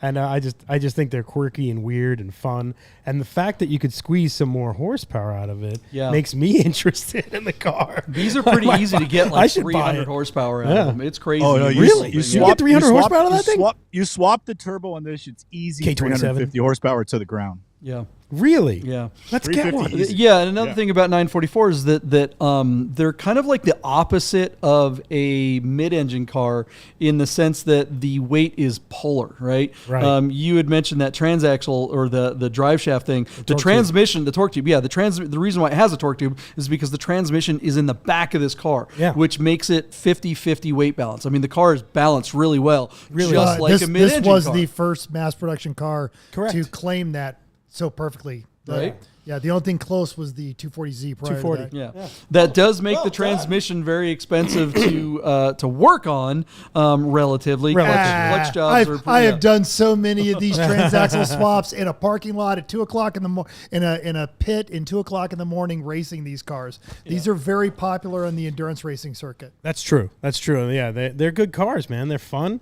You know, and that And the whole expertise on generation, when they first came out, when the front engine Porsches came out in the 80s, everybody was against them. Like, all Porsche people were like, no, it needs to be rear engine. But then everybody came around, and it actually opened the market up to people who weren't into the 911 and brought them into Porsche, which was nice, you know? And go Go ahead. In the 80s and 90s, all the tire manufacturers were buying these cars, and they were using them to test their tires because of that 50/50 Because of the 50/50. distribution. Makes sense. Yeah, they got really good readings on how the tires were living over the course of renting a track and running hours and hours on a set of tires to see how they were doing. So these cars were used as development mules for all the tire manufacturers. It was a really popular thing. It also spawned some of the best Porsche television commercials of all time. They just had some fantastic ones where the 944 feast on Ferraris, but occasionally will snack on Corvettes, and just some of the great late 80s Porsche advertisements that you had to watch on cable. They were wonderful. Yeah, Volvo loved going after it too with their turbo cars. Oh yeah, their turbo cars. That's but true. they were always comparing it to like a 924 or a regular 944, not the turbo. We secretly, last thing, replaced his 944 with a turbo 740. Volvo 740. One thing to note too about this particular car, 89 was a really interesting year for Porsche in general because everything was changing for them. Oh yeah. Just a couple years later, this car evolved into the 968. With Porsches of the 80s in particular, well, just in general, you always kind of want the latest version of any particular model line. True. They really had their act together by this version. The turbos are definitely more problematic than a regular 944. They're a lot more persnickety in general, but this is the one you want. More parts. Yeah. Exactly. So, great car. You notice this one has an airbag. Didn't have airbags in the 80s very often. Airbag? Yeah. Does it have ABS? It does. Yes, Yes. it does have ABS anti-lock too? brakes. Yeah. What was the sticker price of this car new, Deeb? Was it like 30 grand or something like that? In 1989? Probably like 40 something. Yeah. Really? Right, yeah. In 89? Yeah. Can you imagine? It was a lot of money. Yeah, houses were $100,000 back then. Right. Okay, so what do you guys? So Deeb, how much is this car going to go for? What do we think? All right, so JP, our car closes basically 2 days from now, and on PCAR Market, it's sitting at 15,951. Cute, Very right? clever, 951. Yeah, very clever. 951. So John, I'm kind of all in on this car. Occasionally, PCAR Market can't get in the way of making a sale, and I think this car is going to do well because I think it's got a lot going for it. And despite it being a Guards Red 944, it's rare in this condition with these miles, and it's sitting right there right now. So I think this car is going to do well. I'm going to go $45,000 and say that it sells. You what? 45? Wait. You're crazy. Are you insane? Hold on a second. Is this? Are you like one of Dr. those- Evil? A gajillion dollars? This show is live. Are we getting punked? It's my birthday. Did you say $45,000? Yeah. You are out your mind, man. Are those rupees? $45,000. 45,000 rupees? Like, no way. Give me your bid, Polnik. Let's go. 23,951. That's what I was gonna say. You son of a 40 something. Get out. It's not an S. Get out. Wade talks. I know you don't know nearly. I don't know anything about this car, but I know that that's wrong. 45. Oh my god. All right, go on. I'm gonna cut that right in half at 21.5, a little under. Good idea. And like I said, no. I was thinking 23K in my head, and then he said it. I'm like, yeah, that's about right. 45. Deep, you know, you're an optimistic man. I like it. I am. It's good. Very. Yeah. What do you got, Rami? Give me your number. 23,000. That's where I was at the whole time when we were talking. All right, 23. I wouldn't spend any more on it. Switch or Jesus? Switch Jesus. What do you think? Like Sane Camp. Where are we at? This is a great car. You can drop an LS in there and LS in it and not have to swap out the transaxle. True. Because it is built that tough. This is a $22,000 car, and they're probably going to pay a little too much for it at this point. It's a great car. It's well built, but it's not collector's status yet. I've got a friend in Louisiana who has 9 of these. Oh my God. He collected them when they were $3,000, and he always pays attention to the market. I don't see it going for big money. But it's a great car. Great car. I mean, maybe 6 months ago or a year ago, it might have brought 30 or something like that, but it's 40 something. Holy cow. All right. I don't know what you're smoking, Michael Deeb. What do you guys think out there in the audience? Is Michael Deeb, did he get some of that San Francisco fentanyl in his rice-a-roni? Or is the San Francisco or treat. does he know something we don't? And will we all be looking like chumps here, making fun of him? We will find out soon. Let us know what you guys think in the comments below. We sure know that the nerds know better than all of us. Okay, Michael Deeb, let's queue up the next car that you think is going to be worth twice as much as whatever it actually is worth. But what do we got? All right, so this submission came to us from our good friend Chef William. Chef selected on Bring a Trailer this 1956 Porsche 356A sunroof coupe. That is a build. This car is offered out of Willoughby Hills, Ohio. It's showing 1,200 miles, but it's true mileage unknown. This car was essentially rebuilt by the folks at Fat Performance, or at least they did the motor. Fat Performance did the motor. So the motor was swapped for a Type 4 2.4 liter flat 4, and that motor was built and breathed on. It runs through a Type 741 4-speed manual transmission. The car is stripped and completely repainted gray, and then all sorts of fun things took place after that. This car was built to be evocative of a GT-style 356 Carrera. So really cool steely wheels. You've got the hood straps. You've got speedster seats, big wooden steering wheel. You've got a roll bar, and then a little bit like an Emery, it's got some louvers in the rear deck lid to let that car breathe. And then all of that motor is funneled through a side-by-side Stinger central exit exhaust out the back of the car. Some of the glass was replaced with Lexan plastic. And I got to tell you, JP, I don't ever desire to own or operate a 356, but if I did, I would want my car to be pretty damn similar to this car that Chef selected here. Everything on this car is cool. And when you consider that a 356A would have come with like, what, a 1500 cc motor, a built Type 4 at 2.4 liter, I'm going to say this car is making twice as much horsepower as it would have come with originally, and it probably effing rips. I love the way this car looks. I like all the details. They appealed to me and my sensibilities, and I'm really happy that Chef selected this car. All of this is to say, just so everybody understands what a GT is when they say it's GT style. There was a car from this era that came called a Carrera, and the Carrera was a 4-cam version of this motor, and that was sort of their hot rod version. So a 4-cam was called a Carrera. A Carrera GT was that same car with the Carrera motor, the 4-cam motor, but it had aluminum body panels. This car does not, but a lot of the details on it are meant to be evocative of those top-of-the-line, big motor, lightweight bodies, cars that were basically intended for competition only, that Porsche made for their most discerning, most eligible clients that could have the money and the wherewithal to take a car right off the production line and go racing with it. So I think this is a really cool build. I don't think it cares that it's not authentic. It doesn't have to be. This is essentially a poor man's Emery, if I can say that. So JP, I send back to you the car that Chef selected. I love it. I'm sure everybody in the studio is going to love it too. What do you think? And what would you do differently if it was yours? It is a hot-looking car, no doubt about it. If you cannot afford an Emery car, this is definitely going that direction. It's for that person that doesn't have the hundreds of thousands of dollars and years to wait. But I am concerned about that powertrain. The 2.4 liter Mark IV, I'm sure you're right, Deeb, probably is pretty hot. Like when it's when you're up there in the RPMs and when you're ripping it, that thing is probably scoots. But The rest of the time, I guarantee you that is terrible. That it is too much displacement for Totally. that Volkswagen powertrain. That thing will run like shit. It will not want to idle. It'll have weird flat spots. It's just not something that you'll want to drive around. It's just Wow.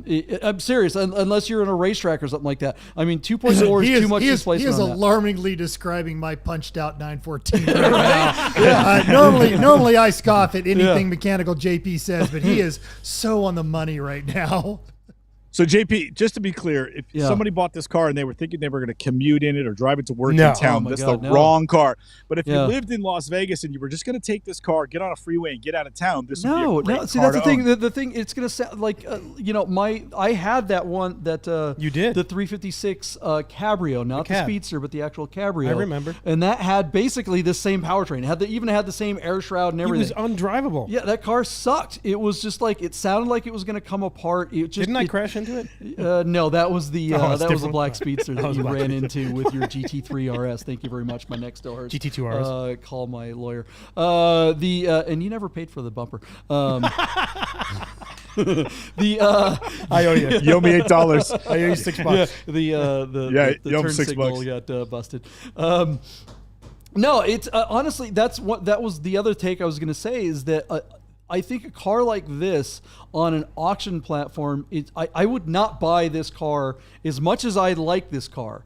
And even if this was what I was looking for and I had the budget, I would not buy a car like this unless I could actually drive it. Maybe it is sorted out. Maybe it's fine. Maybe they worked all the kinks out. But you buying this and expecting it to be what's in your head after you fork out the money for this thing, I'm afraid the likelihood is that you're not going to get what you think you're going to get. And this is the kind of car that you absolutely have to drive before you buy it. Otherwise, maybe it's going to be fine. I don't know. Maybe I could be totally wrong here and it's just an awesome driving car, but I kind of doubt it. I really hated how my 2.4 356 drove. It was just straight up awful. The white Same one? powertrain. No, it was the red one. Remember the yeah, Cabrio, the one that I pulled out of the that school garage? teacher car. Yeah. Yeah, she had it. That's the, So that's that the car that Vimo. was at the shop at German Motors for a long time, right? Yeah, Yes. sat there forever. Yeah, Yeah, yeah, yeah. exactly. Yeah. Quite a while. Hey, Yeah. John, It had before so we many send problems. before did. we send it to Wade, will you just take a look, Switcher Jesus? Will you pull up that very first thumb photo, the title photo of this car? Yeah, the It's on photography's the really top. good on this, on the early shots. But look at that main photo. It's got two cars in the background. I thought you The were gonna main photo?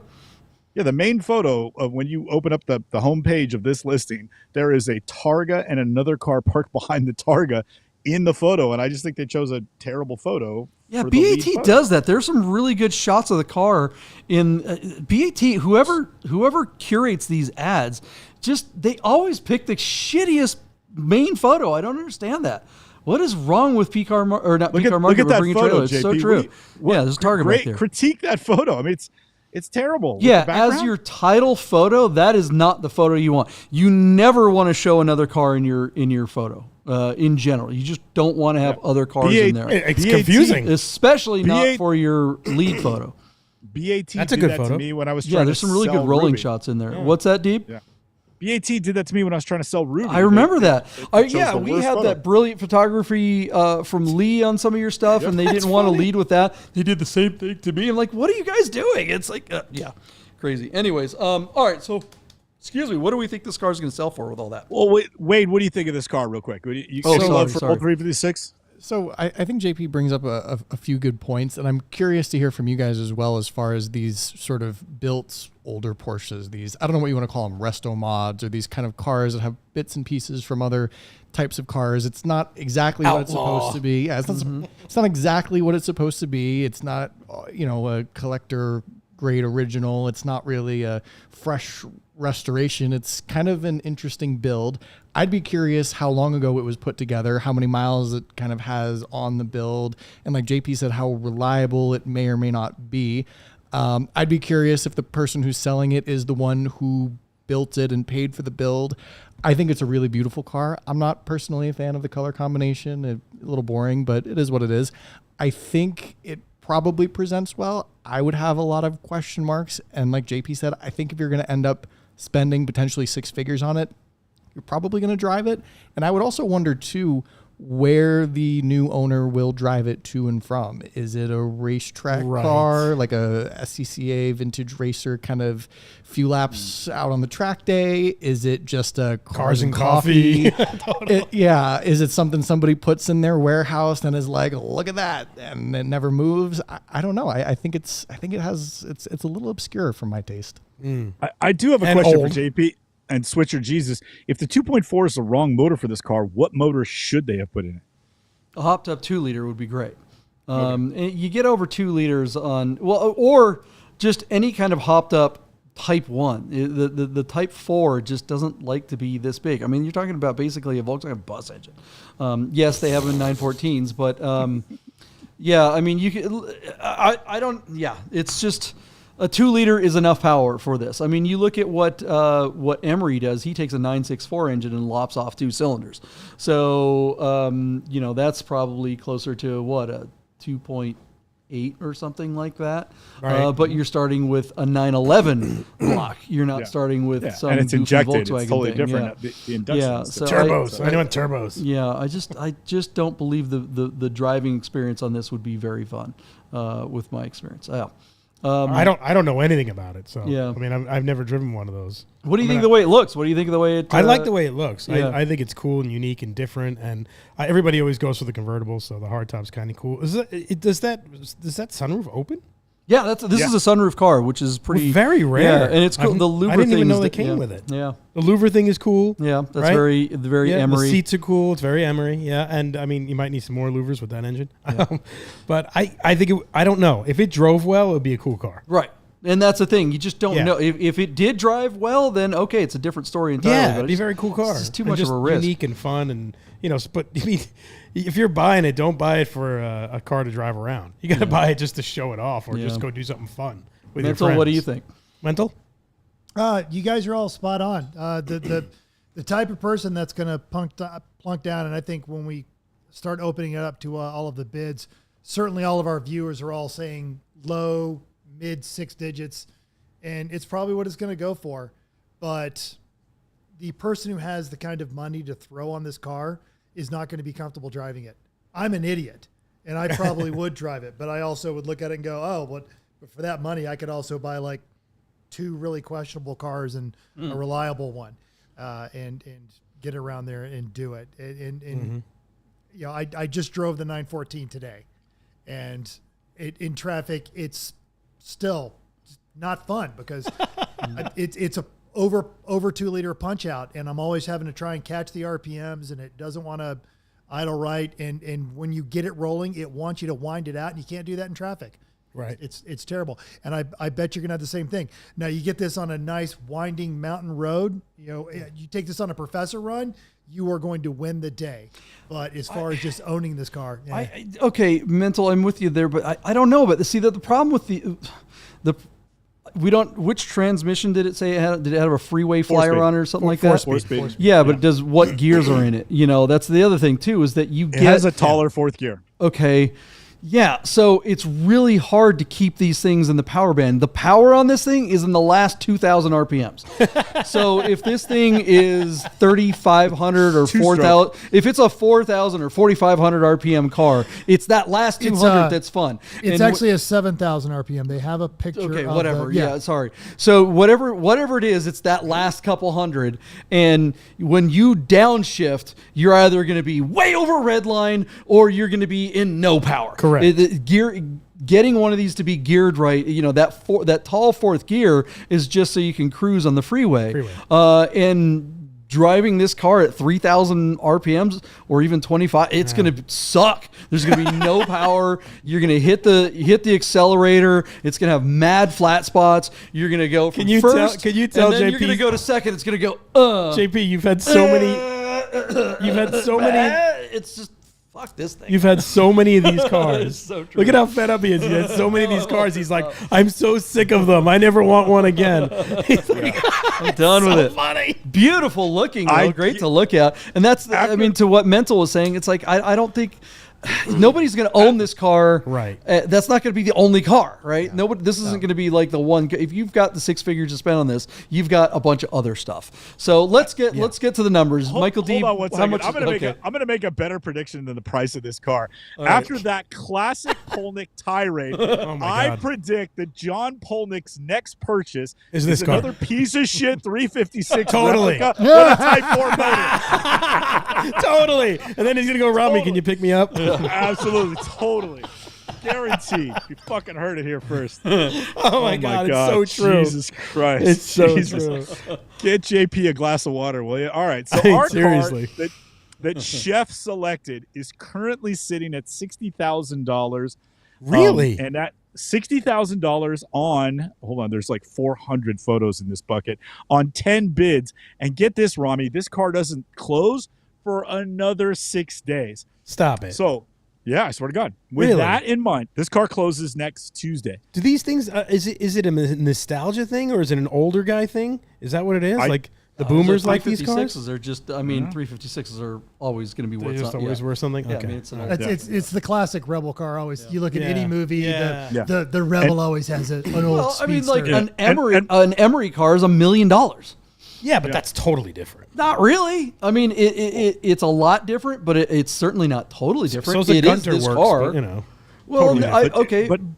but a Gunther Works car is very different from a 993 because yes, it's based on a 993, but every last thing was replaced rolls with all carbon the fiber. metal, and he does all the work. And the Yeah, If it but needs Romy- it, but if it doesn't need to be re-rolled, it's not. If it Ro- doesn't need to be restored, it is this car. Yeah. Rami, the thing that this car has in common with the Emery is that it's built on a real Porsche 356, and in this case, a rare sunroof option car, which they kept. Yeah. So that makes there's it value worth in some that. money because it's the authentic metal. Most of those cars that JP buys Rusted. and the cars that we all notice are just kit cars that were built on Volkswagen platforms. That's not what this is. Yeah. I see. I didn't know that. That's a lot of value. Yeah. You're right. So Yeah. what is this car going to go for, Michael D? What do we think? So JP, I'm going to give you my bid, and you're going to give yours. We have to give mental Switcher Jesus a little bit of time because as we've been talking, the bids on this car have been rolling in from the audience. I bet Switcher's got about a dozen bids for us. So John, I'm going to go first, and I'm just going to say I like what I see here. It's sitting at 60 grand. I wouldn't be surprised if this car brings more, but I'm going to go $130,000 and say that it sells. Wow. Yeah, I mean, this far out, it's not uncommon for BAT for there to be a big flurry of bids on the first and second day, and then nothing until the last day. So I'm guessing we're probably going to be somewhere in that. Probably, I'm going to go double what it's at. It's at 60,000 now. Is that right? Yeah, Yep. 60,000. Yep. So I'm going to go 120. Very good, John. Wade, you are up next, my friend. What do you got? What do you think? So it's tough. I think somebody probably put 100 or 150,000 at least in the build. True. So Astute. I don't know if they'll get all the money back. I don't know. 6 months ago, this probably would have been a pretty good sale. I am sure it's going to hit 100,000. It might go a smidge over. I'm going to say 105,000. And that's probably all she wrote. All right, Rami, Wow. where you at? I'm going to say 96K. Wow, You don't think are it makes the it to 100? dog. No, I don't think so. I think a year ago maybe, but now, Yeah, I mean, it doesn't have a Porsche motor in it, so that's going Right. to really hurt it. Jesus, Switcher, where you what do at? you think? I'm torn. I feel like this is a $120,000 car, but like you said, we're coming out of the season. There's some economic concerns, so I'm going to hedge my bets and say 105. wow, good. Wow. Yeah, if this but car Switcher had Jesus, a of Porsche all the, engine in it, it'd be a whole different story. Completely different. Even if it had the agree. regular factory 1.6 liter doggy, like not powerful engine at all, an engine that probably has a third of the power of whatever this thing has. 40 horsepower, I believe. Yeah, was like you're the talking. stock. Yeah, 40 horsepower was a stock 356. It's a 60 was lawnmower. the Yeah. 60 it's a was the 356A. Carrera. Yeah. So Yeah. yeah. So I'm thinking if it had the original motor or unoriginal motor, we'd be talking about 150, 180, no problem. But Yes. not having the original engine, this is a weird one. So It's weird. Yeah, I agree. JP, as Chef picked this car, and Jesus, I'm asking you, did Chef chime in and give us a bid on this car? Because he should, since he selected it. Is he Do watching? we have a? I don't No, see in him fact, watching. I don't believe Chef has joined us this evening. I've actually got I'm going to be rude because it's not my show, but I got to give a shout out to a couple of my New Orleans buddy, Clifton Anderson, the guy I told you that owns like 8 944s. He's watching us right now, and also my buddy Chris Carbine owns a dealer down in New Orleans. I lost his Miata key a number of years ago. He's calling me out for that one. And he But still talks to you? Yeah. Exactly. Mental, I got one question for you and your buddies. Have they subscribed or hit the like notification button? I'm going to say because they're fine, upstanding citizens that in fact, Clifton and Chris Carbon have not only hit that like and subscribe button, but they're telling their friends to do the same. The entire Porsche Club community that I was friends with down in New Orleans, they're all great people. Awesome. I bet by the end of this week, they're all watching Bid Nerds. I think that fantastic. Welcome, Switcher Nolan. Jesus, other than the people in this room that you know, everyone else are good people. So good job. Way to All go. right, so job, Switcher Jesus, read off a Switcher sampling Jesus. of those bids that came in while we were talking about this 356. It's going up? Oh yeah, so now I've been putting them on the underneath you on Yeah, but there. read 'em out. That's been great. Read 'em out, baby. Our buddy Buddha, Peanut Butter Interior himself, says it won't break 100,000. He went with 97,000. Yeah, I agree, Buddha. He's going to do that one on there. But our buddy Ross is saying that they're just cool. And Ross, you're right. That's why JP keeps buying them. Of all of us, JP is the most fashionable, coolest person we know. And that's why he always has a bunch of those things. So, that's why he's had so many of those, because he does know they're cool. He says it's going to go for But I 120. don't have any money. Right, because you keep buying 356s. He says it's going to go for 123. Tony tells us it's going to go for 138.5. Randy finally says somebody's over me. 135, 356, and our good buddy local Dave Sullivan says 160. Oh, Dave. Oh, Sullivan's Dave. watching. Hey, Dave, how what's you doing, up, buddy? Sullivans? How are you? Hey, Yeah. welcome! Shout out, welcome to someone's a new Nerd Herd guy, Jeff King. He says he just stumbled on the show. He's having fun. Good on you, buddy. Hit that subscribe, like, notification button. You're part of the Nerd Herd. You're in good company, Ro- Jeff. Romi, Yeah. for context, if this is a 1956 356A. If this was a 356 Carrera, it would be worth $615,000. And if it was a What? Carrera would have GT, 62 which this car is horsepower. supposed to look like, This is what I it don't would be worth understand. $720,000 with the Carrera motor and an aluminum body. So you pay whatever it more to goes go for, slower? It's going to be a steal. I'm sorry. Walk us through half of your current fleet in your garage, Rami. Yeah, they're all fast. I can't. Why would you buy a slow? Why would you spend money on a slow car? I don't understand. It feels like it's fast. It's ridiculous. Slow car fast. All right, what do you guys think of this 356 hot rod, this Emery wannabe car? Is this car going to bring big money? Is it going to bring 200?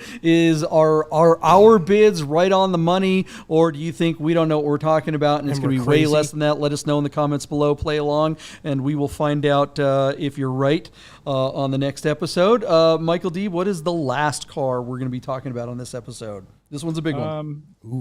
This is a big one. So we are going to cover our first car on the Hagerty online auction platform. Wow. Yeah. And so this car is owned by our good friend Tony Mazzagatti and is being consigned on the platform by yours truly. This is my very first online consignment. Thank you, Tony. Thank you, Hagerty, for employing me.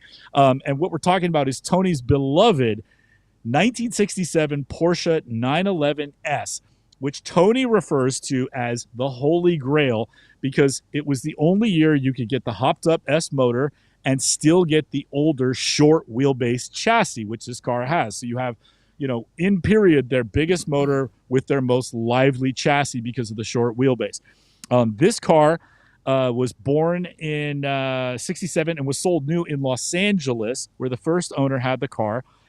Back kind of in period, the early owner had a second engine, another period correct 2-liter block that he took to a builder and had him build a short stroke 2.5 liter twin plug motor that Tony says puts out about 220 brake horsepower. That motor was put in the car, and the original motor did not stay with the car over time. The car was subsequently sold to a client to a new owner in Las Vegas. And several years after that guy owned it, Tony Mazzagatti bought it from him and has had the car ever since. The car was repainted about 40 years ago in its original shade of white, and the interior in this car is completely original. The floorboards are pristine. The dash has like one little hole in it, and the driver's seat is sagging and has some cracks, but we're talking about a car that is over 50-something years old. So in essence, this car has actually held up really, really well. Because the car has lived its entire life in both Los Angeles and Las Vegas, exclusively in those climates, this is a rust-free example, a car that has no rust on it and has never really been in an accident. So the car is in really good, has really integrous condition. Tony loves the car and drives it on a regular basis, sometimes in congested traffic in Las Vegas, and sometimes, as we all know, in really outstanding heat. And Tony proudly proclaims in his own unique voice, "I've never fouled a plug." Tony goes on to say that the early Weber IDAs on these cars are notorious for fouling their plugs, and despite this car having a hopped-up high-compression motor with the twin plugs, it's never fouled a plug on him. He also goes on to say that the gearbox is one of the best 901s he's ever used, and he is not even sure that this gearbox has ever been rebuilt. It's just that good and warrants no maintenance or work on it whatsoever. So despite this car's sort of cosmetic challenges, because it's in largely original condition, it's still a developed and finely tuned, fantastic driver, putting out about 220 horsepower, or we should say about 60 horsepower over a standard 911S. The suspension has also been slightly massaged, but only in a way that complements the motor to make it a better driver, a better handling car. It's not a race car, and it's not a buckboard. This car, I think, drives really, really well. Rami, would love to get your thoughts on it, and we loved having your video join sort of this auction on the lot and on live. They let us publish your video, which was great. So, JP, I send it back to you. Tony Mazzagatti's beloved 1967 911S with the twin plug motor. I know Rami drove it, but JP, have you actually ever driven this car, and what did you think of it? I have not driven it. I just got to ride in it when we did the film the other day. But I really want to hear what Rami has to say about driving it, because he's the only other person in this room that's actually driven it.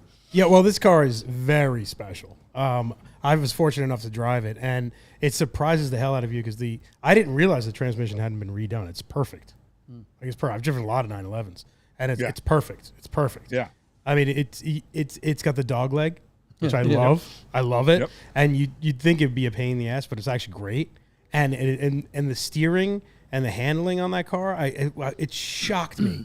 I mean, it was like I was taking corners like I do in my 930, and it was fine. It was totally fine. Yeah. And it has such a good power to weight ratio because it's so light, and the way Tony has the engine set up, it's so perfect. I'm like, I want to buy the car.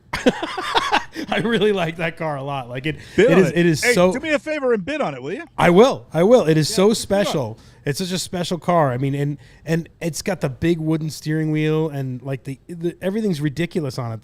The heating and all the funny things. Like it's so like beyond quirky Porsche, because like the 80s Porsches have these weird things, but just the way it drives, it almost feels like a modern car. It's crazy. Yeah. Like you're driving it and you forget that it's 67 because you're just cruising along. You're like, oh, this is it's probably a 90s Porsche, but no. And it amazes me how it drives the same as those cars that are so much further in the future and have so much more technology on it, but yet it still has that wonderful 911 feel to it. The car it's a special car, and when you drive it, you understand what I'm saying. Like it's more than nostalgia. It's just everything about how it's set up is great. I can't believe Tony's selling it. Rami, let me put you on the spot right away, because we were all just having a laugh at that 356A that we were cracking up, and you were saying, why would anybody buy this PS of, whatever, it's not fast. The short wheelbase early 911s, which this car is the last year of, is an evolution of what the 356 became. You know what I'm saying? Yeah, but it actually added two more. It has horsepower. Absolutely. Like, the 356, you go up a hill and you're like, you watch the speedometer go down like this. But you talk about the handling and how great it is, and it almost feels contemporary. Just look at how ahead of the game. how ahead of the game Porsche was even in the early 60s, because that's what this technology was born out of. I want to add that Tony upgraded the steering wheel to that beautiful wood steering wheel. That's an original Porsche steering wheel, wood steering wheel. It's an optional wheel that wasn't on his car, but he added it later. The gas heater is still present in this car, Correct. But is disconnected and not working. This car came with AC AC. as well. God. AC is currently not working. Yeah, and but Tony the AC, also all the has hookups are COA there. for this car. Yeah, all the hookups for the AC are there. Tony's like, we can You put do it in. not want to use that gasoline-powered heater sitting in the front. That do is a not. bad idea. Man, the thing that was funny, Romi, when beautiful we car. do those films, I send you out with the GoPros on the camera on the car. To kick this off, because we're way too cool. Actually, Tony's car broke the internet. That's what happened. We'll go with that. Okay. Let's see here. So, Bid Nerds, I'm just... are we live right now? Is that what's Oh, going on? absolutely. We are live, and everyone is back onto good. our chat, All and they're looking at all three of you staring at your phones. Good. Perfect. Wow. Okay. So yeah, we're talking about Tony's car. Come on. I mean GP, that car, whoever gets it, like I said in the video, is going to be very lucky, because it is just a fun car. It surprised the hell out of me. I did not expect it to drive like that. I did not expect it to handle like that. I didn't expect it to have that power. It was like shocking. I was like, what? This thing's crazy. Like it's very fun. Very fun car. I love it. Yeah, it JP, was... JP, Oh, sorry, go listen to ahead. this, how great it is to work with Tony Mazzagatti. So as the consignor at Hagerty, I represent the car, and it's my job to answer all the questions that come on Right. to the platform. So one of the guys, some peanut gallery, says, hey, could the consignor basically guesstimate the weight of the car? Tony says, I'll weigh it tonight. And he literally has a scale at home. Of course. And he goes and he gives me two weights that are from all four corners, and one is with and without a 165-pound driver, Tony Mazzagatti himself, sitting in the driver's seat, and you can compare the two weights so you can see how it balances out. But that car, to have Tony as my first client, nobody I work with is going to be as cool and as easy to get information Look at that from as ashtray. Tony himself. That he literally gave me a wet weight of the car to answer this particular question, which is awesome. And just in case you're wondering, the car weighs under 2,400 pounds wet weight. It's like 2357. Unbelievable. It's a really light car. Yeah, I mean, fun to that's one drive. thing that if you're a prospective buyer for this car or bidder, it's like this car is owned by someone who owns a Porsche repair facility. So this car, there's nothing wrong with this car. He has techs everywhere. And it's like, this is the car you want to buy. And he's Perfectly. he's owned 911 since the 60s. I believe he said he bought his first Porsche when he was still in the Navy. Yeah, he's old enough to remember when the Porsche 911 was something new. Wade, the only millennial in the room, what do you think of this old Poor car? Wade. He's like, these old cars, I can't take it. No, honestly, I think this is a really beautiful car. And like Romi said, it's very special. It's special because of its history, basically. It's special because of where it came from, who it's coming from, the maintenance and the history and everything that's, been a part of it for so long. I think it having the Romi seal of approval from somebody who drives absolute insane cars 24/7. If he enjoys it, anybody can enjoy it. And from my own perspective too, honestly, if I'm going to just go into a car, something that's a little older, I would want it to come from a guy like Tony. I don't know that there's anybody better to present a car and to have had a car for so long and to ask really specific questions and get down to it. Michael Deeb, I think you picked a great first car to present to this Absolutely. platform. Yeah. I mean, Thank you, Tony. this is the one. This is the one. Yeah, it's a beautiful car, and Tony is taking meticulous care of it. And it's just the reason why it smells so good in the interior is because it's original. Everything's original in it. It's bizarre because every Porsche you get into, every 911 at least, there's somebody modified something. This thing is just it's all original in the interior. It's great. I love it. It's fantastic. All Yeah, right, it's pretty so cool what to do we think. think the results will be, Michael Deeb? I don't know if it's really, you can't really venture a guess because you know what the reserve is and stuff. I don't think it'd be ethical for you to do that, right? I'm gonna recuse myself, but I wrote down some numbers for you guys on the Hagerty price guide since we're talking about Hagerty. Number 4 condition for a 1967 911S with air conditioning, which is a 10% add. Number 4, fair condition is $146,000. Number 3, good condition is $198,000. Number 2, excellent condition is $292,000.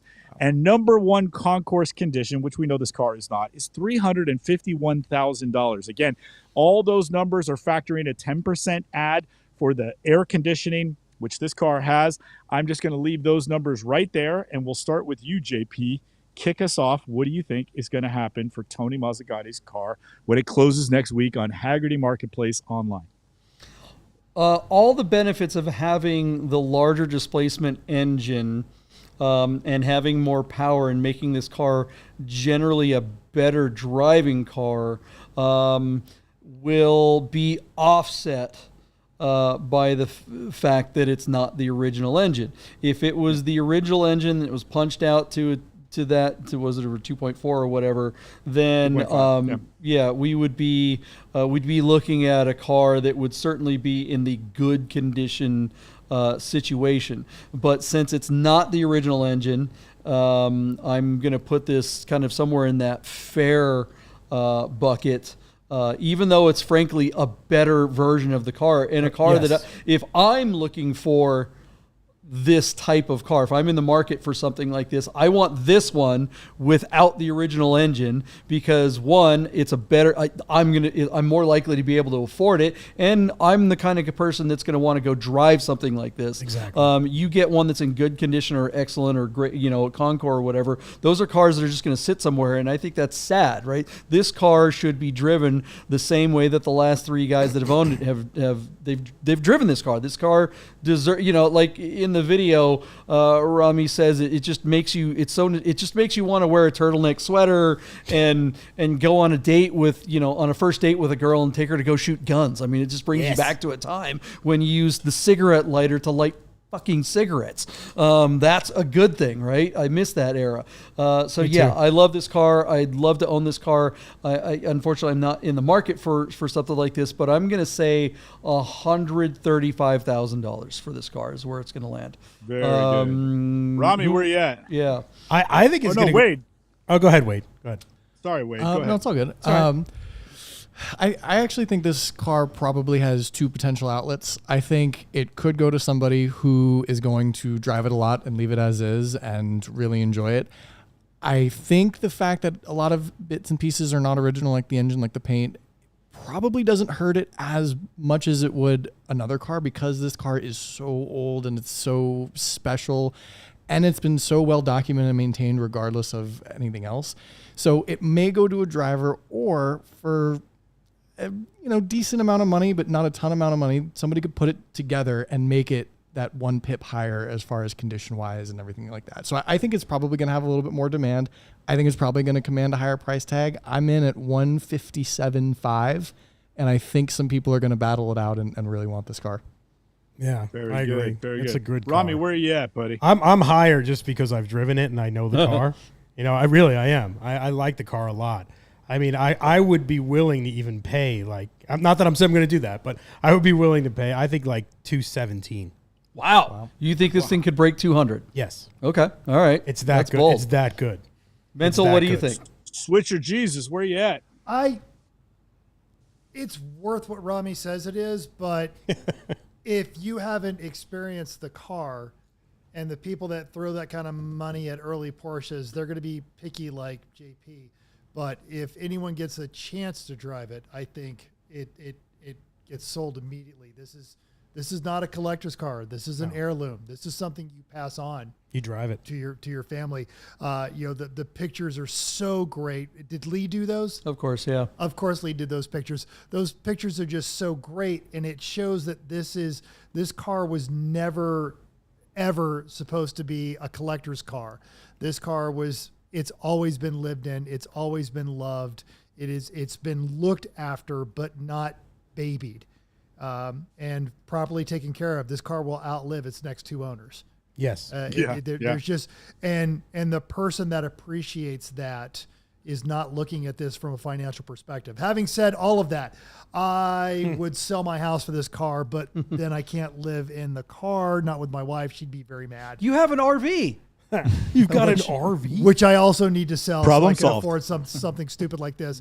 I do not, I hate that I am becoming this way, but I share JP's pessimistic market view right now. It's not what the car is worth, but what the market will do for it.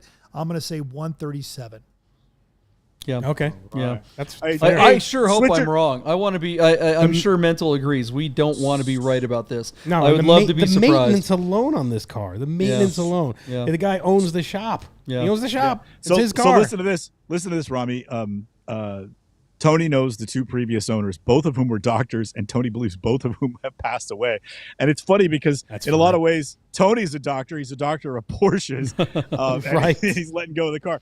So, Switcher Jesus, read us a few of the bids that have come in since we've been talking about it, because I've seen a few pop up that you were showing us. What? Oh, read a few of absolutely. them out, will you? Anthony's saying $160,000. We've got David Thank you, Sullivan, Anthony. our buddies, in at 166. Randy says 167 911 because he's a man with style. Yes. And we also got a Ross. Ross is going for the big numbers. He says 250. 50. Is that like Kiwi dollars, I like Ross? That's a Ross. lot. That's I like that's Ross. that's some serious. I'm with you, Ross. I yeah. think the car's worth it. I think the car is worth it. I just, it's Well, just, I mean, where look, are we? I mean, for at you start to get 200, you get a lot of options there. Here, look again. I want to be wrong about this car. What's driving the market right now are 80s and 90s cars. We're seeing big Yes. numbers on SCs. We're seeing even bigger numbers on 964s. 964s. Yeah. And that's always the case because what drives the classic car market, but old guys that have disposable income that haven't retired yet. So guys in their 40s to 50s. early 60s at the highest, but guys in the 40s and 50s, they've paid for their kids' college, their house is paid for, they're in their peak income bracket, and Right. they've got disposable income, and they go look for the car that they wanted when they were a kid. This car is a little too old for that category, so it winds up in more of a collector category. Which is why you start to, in order to get the big numbers on cars like that, they have to be original. And that's why I'm a little bit concerned or at least concerned isn't the right thing. I think that's why I'd be like, if I'm betting, You're being conservative. I'm being very conservative. Yeah. And there's some craziness going on in the market. So again, I want to be wrong. I really, really want to be wrong on this one. I think you are. Yep. I hope JP, so. I hope I was so quick to recuse myself. I forgot to give you a few more stats from the platform itself. So on Hagerty, we run the cars for 14 days. The car is currently sitting at $38,000 on 13 bids, and it closes 5 days from now. So the car has gotten really good action and really good engagement. Lots of questions and comments, and a lot of people chiming in. We've a lot of requests for certain images of like spare wheel, which is an original 4.5-inch Fuchs, while the car rides on 4 deep 6s, which helps the handling that Romi was bragging about and enjoying so much. The car has also received 5,615 views in the 9 days that it's been online. So I'm very happy with the way it's going, and couldn't be more thrilled to be representing Tony Mazzicotti's beloved 1967 911S. Guys, thank you so much for letting us talk about the lot of platform, talk about the car. high-profile comments on the car too, right? Ray Schaefer Yep. chimed in there. If you know anything about Yep. Porsche, he's definitely really? someone. Yeah, Ray. Hey, let me thank you, JP, for bringing that up. Ray, first of all, lobbed one over to me so that we could talk about the car, and in essence, he's endorsing it. Then Ray went on to put this car on both his Instagram and on his Facebook, tagging me and Hagerty and anybody else he could think of, and really going into how great the car is and how great the platform is, how because Hagerty employs car specialists to help with the car, and the way Hagerty operates as an escrow, you can trust doing business with somebody essentially that you don't know, because we handle the transaction for you to ensure that there are no problems and to make sure it goes really well. So Ray's endorsement and Ray's kind of publicizing the thing has been fantastic. And one of the early commenters and the first person to really lob a question at me is a gentleman named Prescott Kelly. And the name sounded slightly familiar, but it also sounds like an old Hollywood name. I Totally. didn't really know who it was. But Tony Mazzagatti goes, "Do you know who that is?" And I said, "No." And he goes, "Dude, he's a really big ambassador for Porsche. He's been huge, like an officer in the PCA, and is a like an auction expert and a market expert on old Porsches. Just the idea that he was asking about it, and Prescott and I actually went back and forth like 4 or 5 different times. I eventually had to take the questions to Tony. Tony, of course, was reading what was going on the site, and Tony was thrilled to know that Prescott Kelly was asking about his car. And then, of course, after I answered all of Prescott's questions, he bid on the car, which to me, if he's somebody that's using his own name as his own handle, and he's as well known as he appears to be, just the idea that he bid as a low underbidder, it's an endorsement of the car, and I thought that was really classy for somebody of his stature to do so. Same way that Ray Schaefer did that. So I could not be happier with the way this lot has been going, and the engagement has been off the chart. So guys, thank you again for letting us bring the car to the Bid Nerds. We do need to mention, I think it's prudent to just say, hey, Michael Deeb is employed by Hagerty Marketplace. No one else in this room is. This show is not sponsored by Hagerty Marketplace. They do not promote this marketplace. This show, but we would sure like them to. So you guys over at Hagerty Marketplace, we would love to be the official, auction review program. You need to sponsor the Romi Show. And the Romi Show and all the things. So we are definitely open to being sellouts. So talk to us. You know who to talk to. John. Don't forget, Wade said he'd be happy to put Hagerty stickers on his car and keep his Mercedes GT. Ooh, that's true too. Yeah. How's that sale going, Wade? Have you been able to get any bites on your Mercedes GT? I got 2 more bites. Somebody from Maryland wanted it for 66, and I don't think they realize how far away Maryland is from here. And then great road trip. Yeah. I say, in their defense, you could be home in 36 hours in that car. I'm sure. True. Yeah. And somebody from Florida really, really, really wanted me to call them today, and it seemed super suspicious. So I chickened out. I chickened out. Well, they wanted you to call a them PCAR market salesperson. They wanted you to call them today before the power went out because the hurricanes landed. That might have been it, actually. Yeah. I'm telling you, it's a PCAR market salesperson. Yeah. Totally. It probably is. Yeah. Anything from Florida, you got to be skeptical about.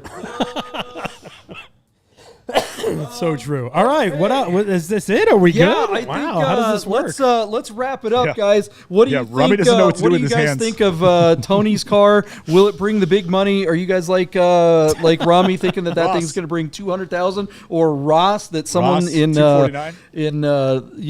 New Zealand is going to buy it? And man. Or do you think it's crazy? Yeah, go ahead. We featured his comment, but Ross, and this is important. If you're watching the show and you're thinking about bidding on this car, Ross had some wisdom in there.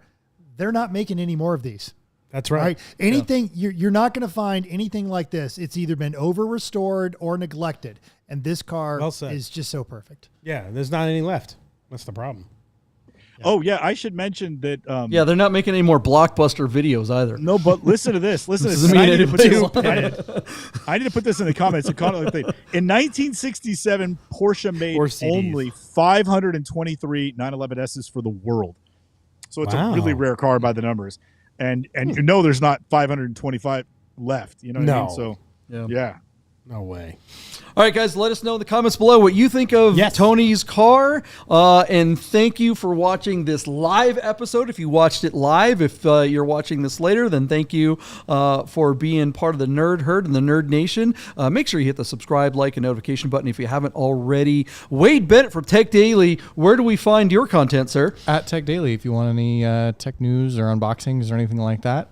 And thanks for the official Romi Show for showing up to the Romi studio as well. Yeah, no problem. There you go. Romi, where do we find your stuff? You can find all my content on YouTube under The Romi Show and on Instagram under The Romi Show. Pretty simple.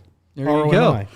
Switcher Jesus, where do we find your content? You can find me, Everyone Racers. We talk about amateur endurance racing with 3 of my good friends and teammates, and new shows. You can find that where you get your podcast. We are also on YouTube, Instagram, and all of the other socials. All right, and thanks for bearing with some of our technical difficulties Yes. on this episode. We had a lot of fun doing this. I liked it. You guys Thanks like to doing our this live? audience. This is Yeah, great. this is This fun, right? fantastic. I love about all interacting the with comments? everyone. I love it. It's great. Yeah, gosh, yeah, big shout out to Ross and Clifton and Anthony and who else is on here still? David Buddha was Sullivan there, and Buddha, David yeah. Sullivan, Randy Bloom. Pierce Sullivan. Is Pierce on here? Yeah, he was on there. Oh, They're all nice. together. The new guy, Jeff King. Welcome to the Nerd Herd. If I missed anyone, Randy. We got Clifton. Chris. Boy, you got just thank you guys. Thanks all you guys for Thank hanging you, out. That was a Aaron. lot of fun. You guys make it a lot more fun for us. And let everyone know we're going to try to do this Wednesday nights. That's going to be we want to be started by 7, but the system never works on time. I'm always running around here trying to make everything work for a good solid hour before we actually get live, but we always make it work. So thanks guys. We will see you next week. Switcher Jesus, you know where that end thing is? Thank Yeah. you, All right, everybody. thank you, everybody. Then do it. Take Bye. care.